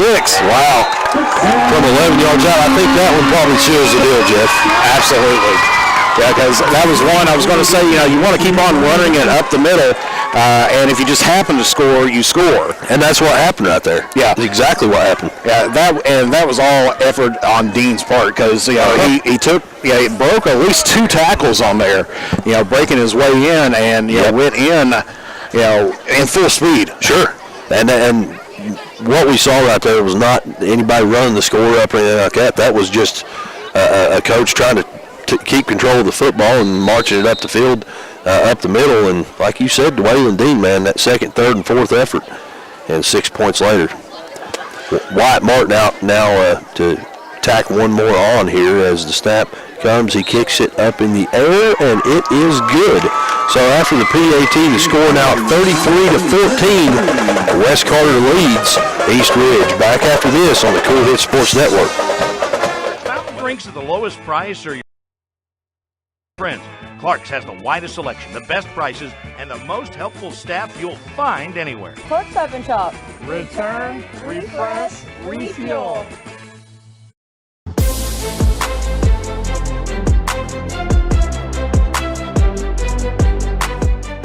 We can dig it at Callahan Excavating. If you need drainage work, demolition work, mobile home lot preparation, pond cleaning, slip repairs, service line installation, parking lot or driveway work, or help with many other projects, contact Callahan Excavating at 606-225-0570. Callahan Excavating are proud supporters of local high school sports. Whether it's a snack when you're heading out or restocking when you're heading home, Clark's Pump and Chop is the winning stop. From drinks to our awesome crispy crunchy chicken, Clark's has the best selection, the best prices, and the best staff you'll find anywhere. Clark's Pump and Chop.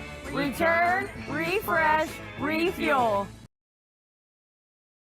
Technical College has a 12-week online course that started on October the 17th, just a few days ago, so it's not too late to further your education at ACTC, as the kick is returned back to he's knocked out of bounds about the 41-yard line. That's where East Ridge will take over. And Jeff, we were talking there at halftime, and I'm sorry I had your microphone turned on. No problem. I was going to say Gabe Mullins on the reception there for East Ridge. Okay. But no, we were talking, Jeff, at the break right there.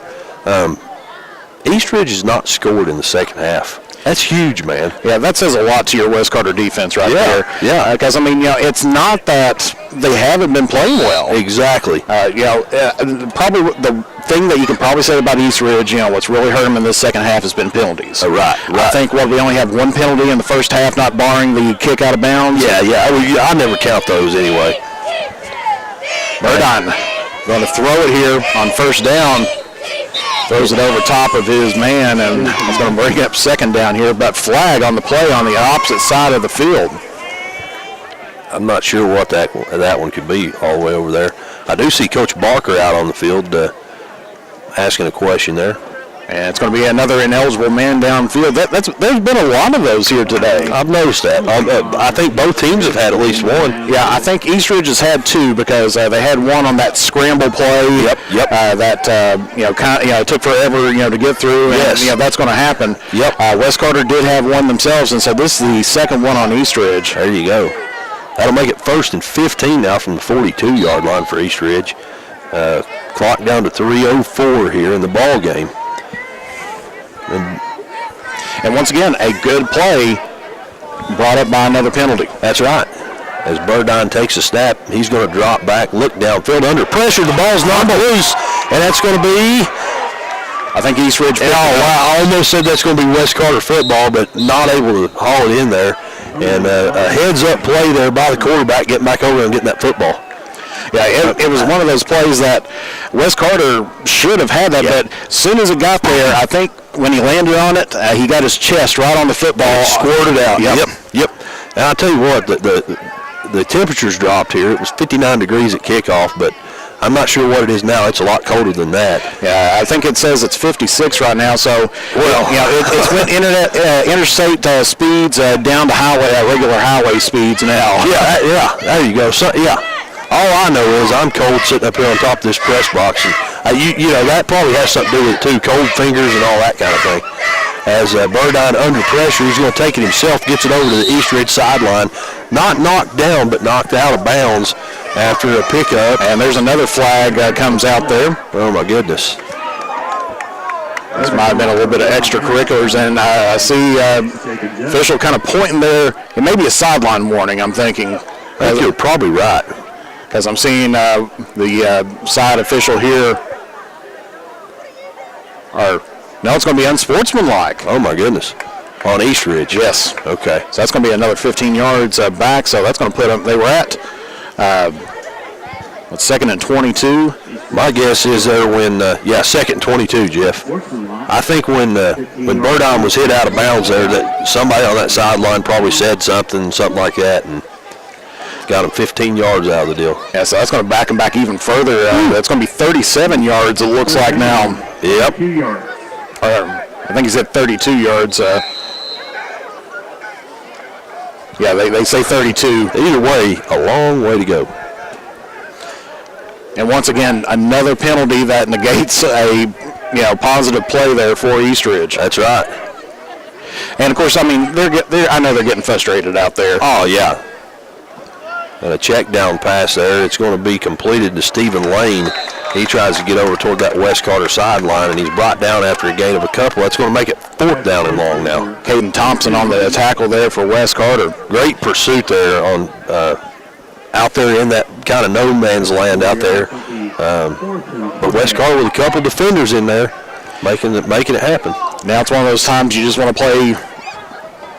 Prevent defense. Oh, absolutely. You got one play here, 4th down, 28 yards. We're down to about a minute and a half to go in the ball game, so pretty much you make a stop here, and that pretty well seals the deal. Yeah, I mean, barring, a miracle happening, some onside kicks, but the East Ridge, kickoff team's not been, the best here tonight. No, they haven't. As Burdine going to go deep, and he's got a man downfield, and he has got it connected to number 34 there. Wow. That is a huge play to Gabe Mullins. Gets it all the way down, I think, Jeff, at about the 34-yard line. So it's about a 40-yard, about a 50-yard pitch and catch there. In a hurry-up offense now. Yes, sir. Burdine throws another one downfield.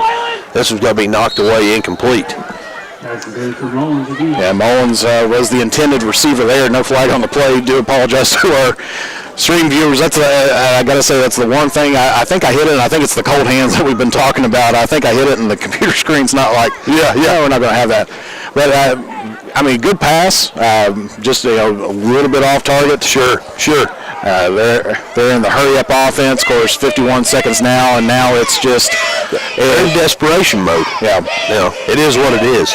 Yeah, because, I mean, if they get a touchdown here, they're still down by 2 touchdowns. That's right. So right now, it's, pride is what they're playing for here. Burdine drops back, fires another one downfield. This one's going to be knocked away.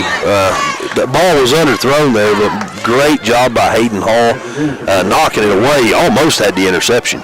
Yeah, he had his hands right on it, and, of course, it could be the cold hands. I'm telling you, I swear it's colder than 51. Yeah, like I said, the temperature went down like it saw a state trooper out there. There you go, yeah.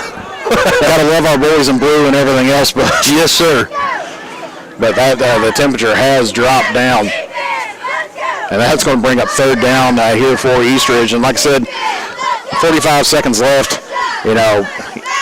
take a shot. You know, they're trying to get some more points on the board. Like you said, it's a pride thing. Yeah, it's like you want to come away and not say, hey, we got beat by 19 points here. Sure. Trips to the right, one receiver to the short side of the field. It's going to be a handoff this time and a reverse back this way, and that play sniffed out for a huge loss. That's Ethan Bledsoe. We've been talking about him. That is going to be a loss of about, 20 yards?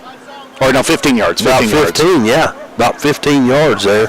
That was Adkins that ended up being the ball carrier there. And clock's still rolling there, 20 seconds left, and I'm sure they're just going to stand out there and let this one roll out. Yeah, I don't see him running another play here. 33-14. Jeff, a good night to be a West Carter Comet. It is. You pick up, not only your homecoming victory, but they're going to run. They're going to try to run it. Oh wow, they're not going to get that one off. Nah. Wow, I did not expect that. No, they should have went just a little bit sooner, but I figured they were going to try to just get West Carter on their heels. But not only do you win homecoming, you win your spot in the playoffs. Absolutely, and you can tell just by if you're watching on the stream, you can see that West Carter sideline forming a line here to come to shake hands, and there's a little bit of pep in their step, and I'm so happy for that bunch, especially with what they've been through. Coach Barker, his staff, the whole team, just class acts all the way through, and a well-deserved win here today, man. Exactly. They played their hearts out, and if we had to give a play of the game, obviously you got to give it to Cole Crampton there. Yeah. As I said, I'm hoping he's still on the field. Yes. Somewhere out there. I did see the ambulance back up. I'm not for sure if it was just leaving out where it was the end of the game, but I did see it pull out here. I don't want to speculate on that no. at all. You see that, and there he is. I do see him down there. I'm looking for. Okay. Yeah. When you see the lights on, I know they have to do that when they back up, but immediately you start thinking, what's going on? That's right. And so, the Comets now, picking up the homecoming victory, picking up the playoff. Absolutely. And, it comes at the right time. I know a lot of people might think, 2 wins and you're in the playoffs, but, that's the way that this playoff system is. I've seen teams before be 1-9 at the end of the regular season make the playoffs. Well, if you look even at the district, like with East Carter and Ashland and everything else, there's only 4 teams in that. 0-10. Yeah, you still make the playoffs. Yeah, absolutely. But and I don't want to make any less of this because West Carter earned their spot here today. This is a big win. This is a big win. Jeff, we're going to step out, take a break. We got a couple to get in. We're going to hopefully get a word here in a few minutes from West Carter head coach Daniel Barker. But again, your final here from Olive Hill, a big win for West Carter, 33-14 over at East Ridge. Back after this on the Cool Hits Sports Network. Doubt, stress, anxiety, frustration, that was yesterday. Today is your day to get back on track to a brighter future. At Ashland Community and Technical College, we're open and ready to help now. With ridiculously affordable, amazingly flexible classes that can lead to highly paid positions in IT, healthcare, and more. The real world's tough, but not as tough as you. Visit kctcs.edu/find your career. Financial security begins at home with home ownership. If you've been putting off looking for a home because you think you can't afford it, you owe it to yourself to check out Members Choice Credit Union. Members Choice Credit Union has programs for first-time home buyers and more to help put you in the home of your dreams. Call, click, or stop by Members Choice Credit Union today. Members Choice Credit Union, NMLS 411945, Equal Housing Lender. Call for additional information. Other restrictions may apply. In addition to the Greenup location, Stultz Pharmacy's newest location is at 437 James Hanna Drive in South Shore, but has retained the name you know and love, McDonald Pharmacy, with the same great service you'll find in the Greenup location, with free delivery service and their convenient drive-through. Get your vaccinations and allergy shots, and of course, great prescription service at Stultz Pharmacy in Greenup and McDonald Pharmacy, James Hanna Drive, South Shore. Stultz Pharmacy. When you want real, authentic Mexican menu items, you want Tres Hermanos Nunez. Accept no substitutes. None compares. Fajitas, tacos, burritos, quesadillas, chimichangas, even vegetarian choices. A kids menu, desserts and salads, a tasty, budget-pleasing selection for you and your family, unlike any others. Should be your first and only choice for authentic Mexican all throughout the tri-state. Ashland, Greenham, Grayson, Paintsville, Canova, South Point, Oliveville, and Cannonsburg. Tres Hermanos Nunez, the best around. And we're back here at Olive Hill. Chauncey Griffith, Jeff Irwin back for the post-game show. And Jeff, final score of this ball game, 33-14, West Carter defeats District 8 opponent Eastridge. And, man, Coach Barker still got his crew out there. And you can see he's pretty animated when he's talking, using his hands and stuff like that. And this is just it's a good night to be a West Carter Comet. Absolutely. You know, it means a whole lot for this team because, you know, with the adversity they've had all season, right? You know, losing a lot of players, and I know they got some out there, you know, in boots and, you know, on crutches and everything else. Sure. You know, and this team, you know, they needed something, you know, here at this point in time. And, you know, and they played well. Yes. You know, we got to give it up to Eastridge. They played an awesome first half. Yeah, you said it. Eastridge did not play bad. They didn't come out here and lay an egg. That wasn't what happened here. Yeah, because that first quarter really kind of set a pace. Yeah. You know, for the offense, and then all of a sudden, the defense came up, and it was the defensive show after that, in which, you know, of course, the West Carter defense really stepped up, you know, prevented Eastridge from scoring, you know, in the second half, and that says a lot because, you know, as we said before, you know, this Eastridge team, you know, they scored 260 points, you know, here on the season. Yep. You know, they've allowed 309. You know, they're 3-5 on the year. You know, so I mean, you know, this is a very offensive, you know, team that they faced, and their defense took care of the job tonight. I'm with you. Hey, again, we mentioned final score here, 33-14. Got a couple more scores to update you with from around the area. One of them's in overtime. Boyd County and Rowan County tied at 7. I think they've been tied at 7 since the second quarter or something like that, but they're in overtime in Moorhead. I'm sure that's an exciting game to be watching. And that's a great game because Boyd County, they've really improved up here. Yes. You know, used to was one of those things you took a look at Boyd County on the schedule and you kind of thought, okay, you know, that might be a W. Sure. But, you know, new coaching staff and everything else out there has really turned that program around, and they're contenders. Oh, yeah. And, of course, Rowan County, they're not, you know, an easy pushover team either. Oh, sir. Of course, West Carter 33, Eastridge 14. We know that one, but I just like saying it.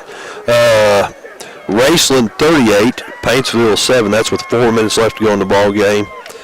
And I believe that's all I got for you. It is. I'll tell you how we got to where we are here in Olive Hill. 33-14 the final. First touchdown of the football game came in the first quarter, right at the beginning of the game, after a 3-play, 65-yard drive. Cole Crampton marched it in from 3 yards out and made it 6-0. Then again, in the first quarter with 9:19 to go in that quarter, Eastridge with an answer, a 15-yard touchdown pass from Burdine to Stephen Todd Lane, and then a 2-point conversion pass again from Burdine. This one goes to Isaiah Adkins, made it 8-6. The other score in the first quarter, this one came from West Carter, a 5-yard Cole Crampton touchdown run, and incompletion on a 2-point conversion made it 12-8 at the end of one quarter of play. The only touchdown in quarter number 2 came from Eastridge. That was a 30-yard touchdown pass from Burdine to Brad Howell. And then Burdine was sacked on the 2-point conversion. That made it 14-12, and that was a score going into halftime. And if you remember the final score, 33-14, that was the last time Eastridge scored in this football game. The rest of the points on the board were all West Carter.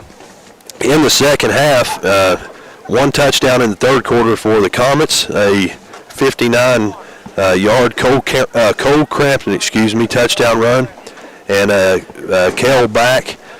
2-point conversion that made it 20-14 at the end of 3, and then in the fourth quarter, a 60-yard Dwaylen Dean touchdown run made it 26-14 with 5:19 to go in the ball game, and then another Dwaylen Dean touchdown run. This one from 11 yards out, followed by a Wyatt Martin PAT, made it 33-14, and that's where we're at here, and that is your final score. We're going to step out, take one more break, and when we return, we should be having a word pretty soon from West Carter head coach Daniel Barker. Don't go away. Back after this on the Cool Hits Sports Network.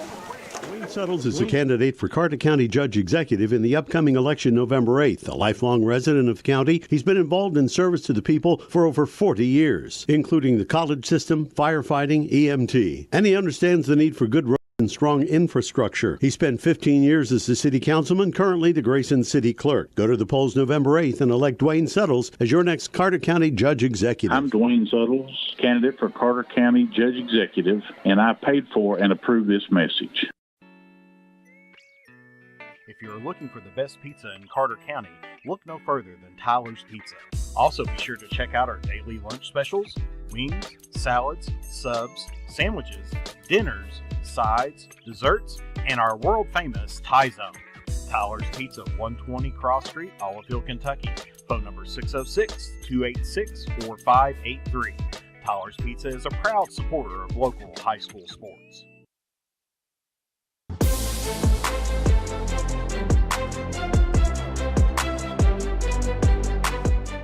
We can dig it at Callahan Excavating. If you need drainage work, demolition work, mobile home lot preparation, pond cleaning, slip repairs, service line installation, parking lot or driveway work, or help with many other projects, contact Callahan Excavating at 606-225-0570. Callahan Excavating are proud supporters of local high school sports. Does your gas station or convenience store need a facelift? If so, call River City Builders at 473-4112 for your remedy. Big or small projects, River City's Builders is a company for all your needs. We have extensive experience in the petroleum industry, from routine gas dispenser and canopy maintenance to above-ground, underground tank and piping work to full-blown remodels and new builds. Call River City Builders at 473-4112 for all your petroleum needs. We'll cover your back and keep your customers pumping gas. Back in Olive Hill, Chauncey Griffith, Jeff Irwin, and Jeff. Coach Barker's on his way up, but before we have what we've got another couple of minutes here before we have a word from him. West Carter next in action next week, and they're back here at home. This one's against Russell. And Russell just picked up their first win of the season, so both teams coming off big wins. That ought to be a pretty good ball game. Oh, absolutely. Russell, they have been, so close all season long. Right. And, and West Carter, if you look at some of their scores, it's like, well, they got blown out here, they were scoreless last week and everything else. But, they've been playing some pretty good quality teams here because, 2A, District A football has been, really competitive. I agree. But, with Russell coming in, of course, that's always a game, that means a lot here to the Comets. Of course, we always got some people tailgating outside. Oh, yeah. But that's the game. There's some of the best fried bologna I've ever ate my wife in Olive Hill. I'll say that. Oh, they know how to cook it up yes, here. Yes, sir. But yet you'll get, I know that faculty and staff here are always on the Russell game. Has a huge, cookout down there and everything else.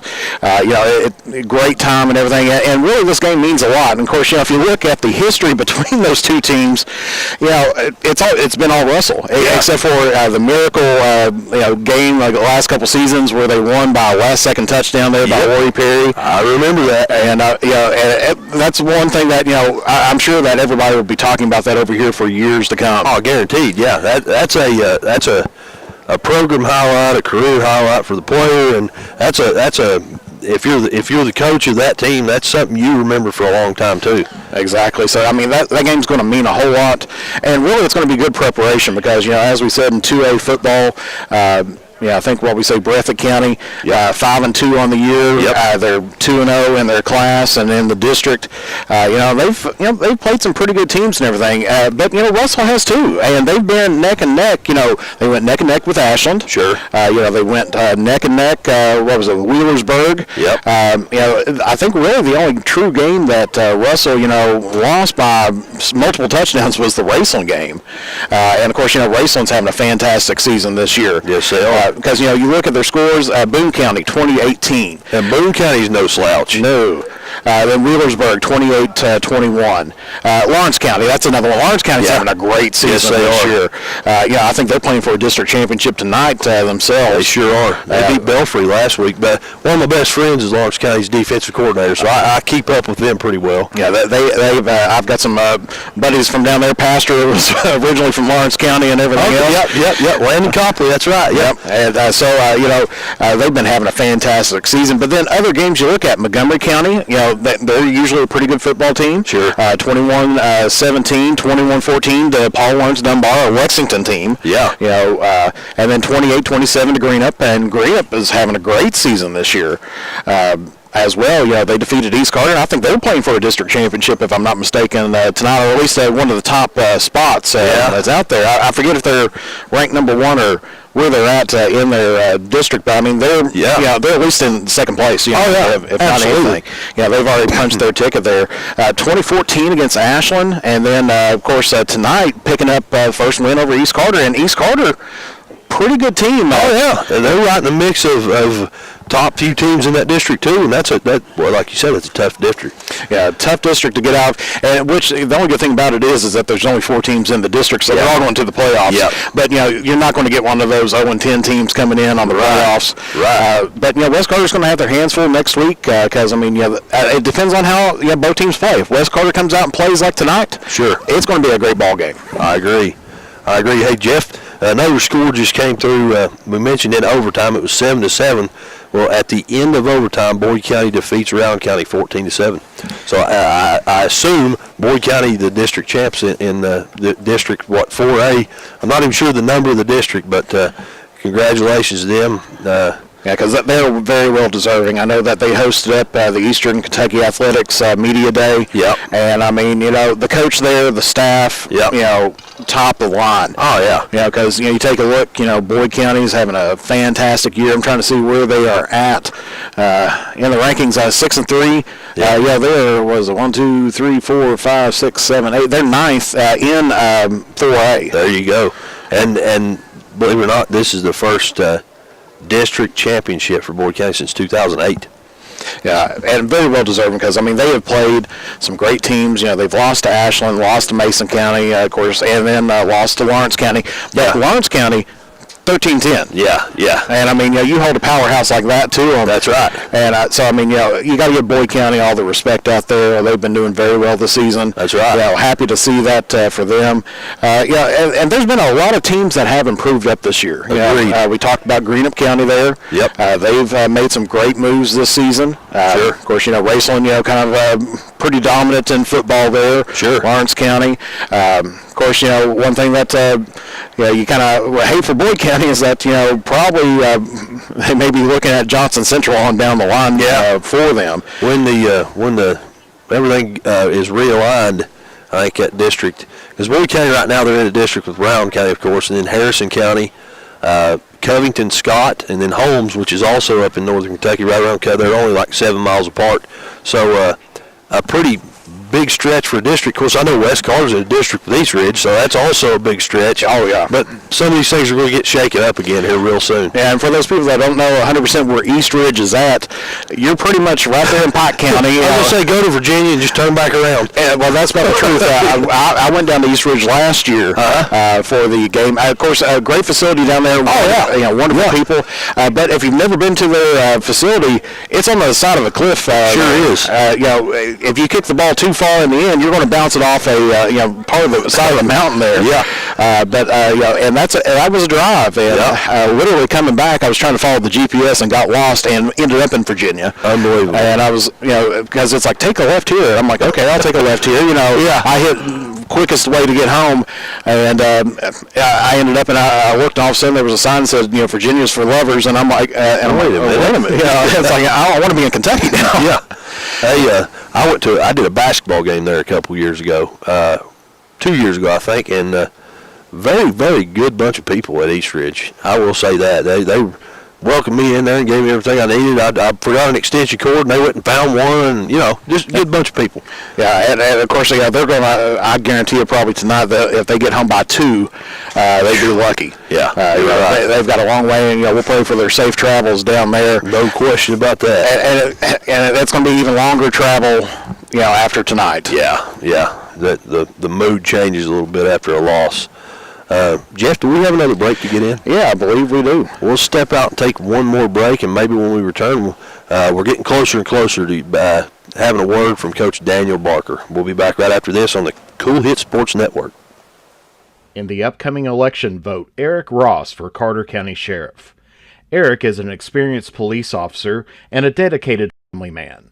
With a 10-point plan, he will work to unite Carter County, increase community involvement, and improve the function and availability of the Sheriff's Department. With your support, we can make Carter County stronger together and a better place to live. Vote for Eric Ross for Carter County Sheriff. Paid for by candidate. As time goes by, don't forget to capture the moments that will create memories that will last a lifetime with Eastern Wing Photography. No matter the occasion, we have you covered. If you need family portraits, engagement photos, prom pictures, senior photos, sports photos, baby pictures, and wedding photos, we are ready to work for you. You can find us online on Facebook or contact us at 606-286-0991 or at easternwingphotography@yahoo.com to schedule a photo session.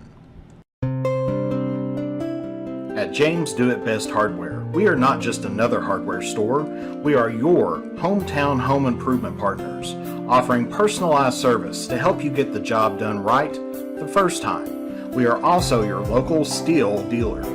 At James Do It Best Hardware, our people make the difference. I love James Do It Best Hardware Store. James Do It Best Hardware, 137 Scott Street in Olive Hill, Kentucky. With winter around the corner, it's time to tame or to remove those trees that could damage your property and cost you thousands of dollars in repairs. Don't wait until it's too late.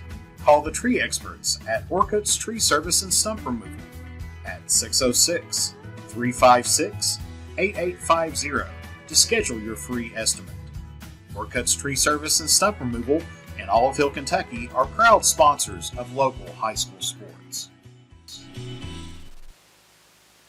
Back in Olive Hill, Chauncey Griffith, Jeff Irwin, now joined by West Carter head coach Daniel Barker. Coach, congratulations. It's a nice one, boys. I was, you're nervous there in the second. You don't know how your young kids are going to respond to a close game, and my goodness, did they ever respond? We just had freshmen, sophomores making plays, had some seniors. Connor Green made some big plays. Just can't say enough about them because a lot of kids, that are, especially our upperclassmen, they're used to winning 9 games and going to the 3rd or 4th round of the playoffs, and you start out 1-7. I mean, a lot of people have packed it in at that point, and they never have. Jeff and I were talking. They never have. There's no quitting these kids. There's none. No. And, and we challenged them. We felt like at Martin, that was the only time this year that we've really put our heads down and kind of packed it in for the night. And that's how we started Monday, was challenging them to be physical and to play for 4 quarters. And, boy, did they ever. Yeah, buddy. My goodness. Yeah, after that first quarter, I was about thinking we're going to have to get some chalk and put a 1 up there. Yeah. It was a shootout there, to start things out. But, huge plays there by, Cole Crampton. Yeah. Yeah, I was thinking the same thing. I looked at Thomas. I said, "Man, you just better get ready and get some 2-point plays going. It might be one of them 50 to 40 nights or something." But we settled down and played the best defense we played all year. I don't think have they been held to 14 by anybody. They're averaging 30. Yeah, that's a dynamic offense, and that quarterback's phenomenal. Yep, and did a great job. Held Eastwood scoreless, and I'm not for sure if they've been held scoreless in a half of football this season. I wouldn't think so. Mm-hmm. You did a great job, in containing. You had a great goal line stance there as well. Mm-hmm. Yeah, and I think we had to work some kinks out, sure. Early, because we felt like, that first drive, like we just I don't know, like the fits were off a little bit, and then our kids settled in. And that second, their second touchdown, we just kind of blew a coverage. I don't really understand how we blew that, but we did. It happens. Kid made a great throw, kind of scrambled around, made a great throw and threw it. But once they settled in, it was all she wrote. Yeah, and very clean football tonight too. Very few penalties, on your side. A couple of offsides, I think, really was about it. And I don't think no turnovers.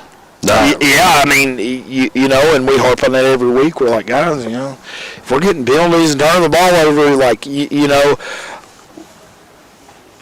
your margin for error is pretty much zero. You better be scoring some touchdowns and you better be forcing some turnovers. If that's happening, and that hasn't happened enough, this year, teams have taken care of the ball against us. So, just playing a clean game, I mean, just how much that helps you. I hope that our kids see that and understand that going forward. Yeah, because exactly, because that was one thing that we were talking about East Ridge. It seemed like as the game kind of went on, your defense really pushed them, and they started stammering a little bit, and that's where they started picking up some of those penalties that really hurt them in the end. Yeah, we thought we'd get some movement up front. I think early on we were trying to maybe bring too many people, and by the end we were just kind of rushing through and playing some games, and they. Our kids are getting after it, and that was hard to deal with. I think their kids were thinking, well, which way are they going, and how am I going to pick this kid up? And had some huge sacks out there tonight as well. Yeah. Ethan Bledsoe, I think he had a great game. Fantastic. Holy cow, he was good, wasn't he? Had that tipped pass, a few sacks, and it seemed like we were calling his name quite a bit. Well, they ran that little reverse, and he sniffed that out for about a 15-yard loss. He has. He's just become a really good football player, as a sophomore.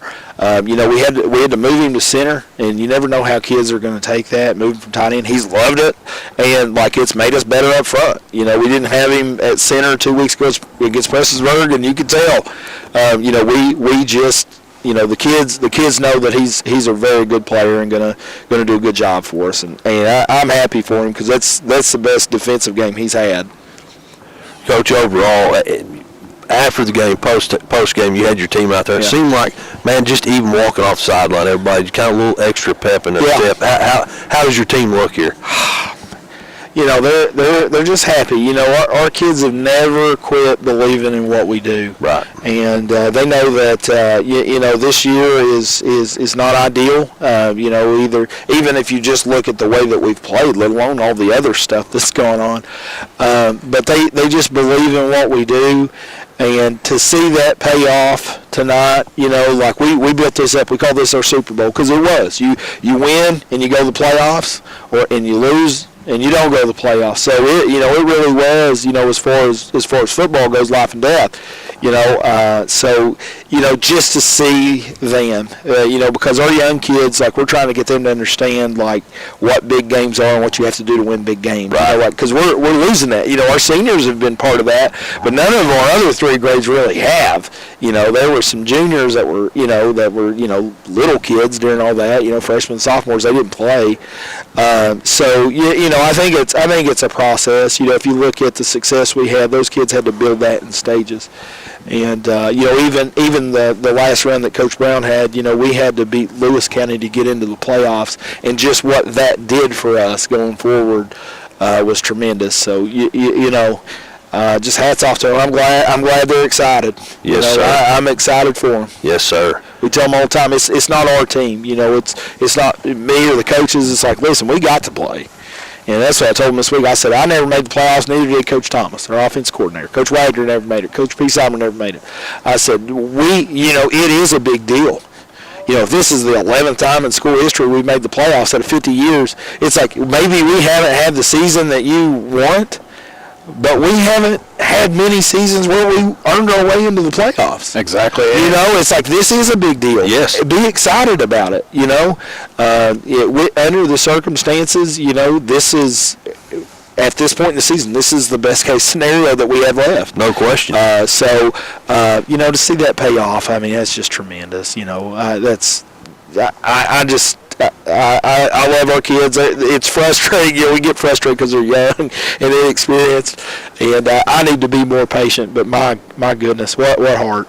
I mean, just to show up and play, and they just continue to do it. And definitely on a homecoming victory as well. Always said, it's one of those things that we said there was a lot riding on today's game. Not only the playoff issue, but your homecoming, and you got your alumni coming back, and everybody's really wanting that homecoming victory out there. Well, the homecoming dancing ain't good if you lost it. We've been fortunate to not lose very many of them lately, but that is a damper on it. I mean, it is. So everybody will have fun tomorrow night. Which is great. Kids haven't got to have enough fun the last 3 years. I think we've got close to 400 kids coming. 80% of the school will be there, and that's awesome. Yeah, you can't beat that. Of course, next week, Russell on the agenda. Yeah. They got a win tonight. I think. I don't know if that's good or bad for. I mean, who knows at this point in the season? We're just excited to play. Yeah. They're going to come here at senior night. Russell's a team that we play every year. We got a lot of respect for, and even if they lost tonight, they're still a good football team. That's some of the coaches in the area. I've talked to. Just trying to after we got this game plan done for East Ridge, just trying to put some things together for Russell. That's what we talked about. Like, they're good. Like, they are, 1-8 or whatever they are right now. They could be 7-2 or 8-1. Yeah. So we've got our hands full. They're a good ball club, and we're going to have to play well. But I coming off a win, and we get some guys back next week, and should be a fun way to end the regular season, and kind of see what kind of progress we've made. Exactly, and then of course looking in the playoff picture now. Probably going to be looking mostly. What do you think, Breathitt County? Yeah. I mean, unless I haven't seen. I think if Leslie beat them tonight, there'd be a 3-way tie. So you have to wait on the RPI. But I mean, it looked like most likely we were going to go to Breathitt, which we never played them. We got a real good relationship with the coaches there. So we look forward to that. It doesn't matter who you play. If you're in the playoffs, you're going to see a good team, and it's fun for a lot of our kids. It'll be the first time they ever have been a part of a playoff game plan.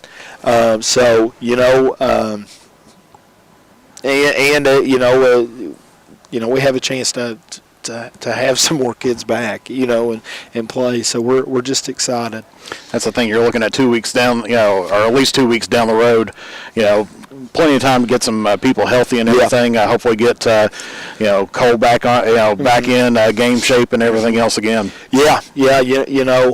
So we'll just take it a day at a time, but. We look forward to next week, but we'll deal with that after the dance tomorrow. Absolutely. I've got to chaperone it, and I don't know. I'll be exhausted, I guess, about midnight tomorrow. Well, I'm sure that probably the sleep tonight is probably going to be few and far between. Yeah, well, we're going to enjoy it. Giovanni's good to us. They got us, coming down there, a bunch of pizzas. So, we haven't, this is our first home win. Our kids have never got to do that.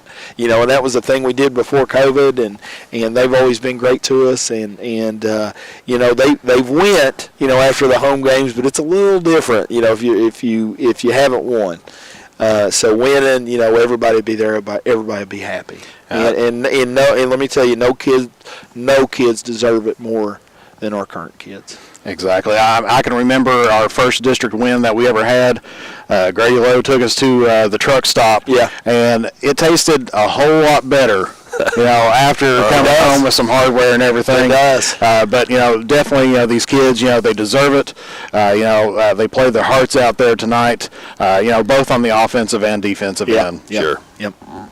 Coach, we appreciate you. All right, guys. Hey, congratulations. Thanks, man. Yes, sir. Appreciate you guys. Go Comets. That was Coach Daniel Barker, head coach of the West Carter Comets. And, Jeff, that about does it for our broadcast. It does. As we said, it's been definitely a temperature-changing broadcast. As, we went from warm to cold. I'm cold. I don't know about anybody else. Well, and then the comments went from cold to hot. Yeah, there you go. Absolutely. So, I mean, we kind of went from one direction to the other. Yep. And, I mean, you can't beat, winning on homecoming. No. We want to congratulate the homecoming queen once again out there. It's just been a great night overall. Absolutely. A good day to be a Comet. Exactly. As Coach Barker always says on the after or morning announcements and everything, Comet pride. And I'm sure this town is definitely going to be showing their Comet pride here tonight. Amen. Hey, Jeff, I appreciate you. Thank you very much. Hey, for Jeff Owen, I'm Chauncey Griffith. Good night and God bless.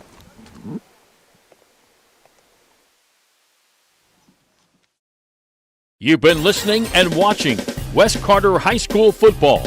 Tonight's game has been brought to you by Tyler's Pizza, Dwayne Settles for Carter County Judge Executive, A&A Porta Potties, Ashland Community and Technical College, Orcut Tree Service, River Cities Builders, State Senator Robin Webb, James Do It Best Hardware, Eric Ross for Carter County Sheriff, Trey Hermanos Nunez Mexican Restaurant, Easterling Photography, Callahan Excavating, Stultz Pharmacy, Members Choice Credit Union, and Clark's Pup and Shops of the Tri-State. This West Carter High School football game has been a special sports presentation of the Cool Hits Sports Network, Manta Sports Media, and Cool TV.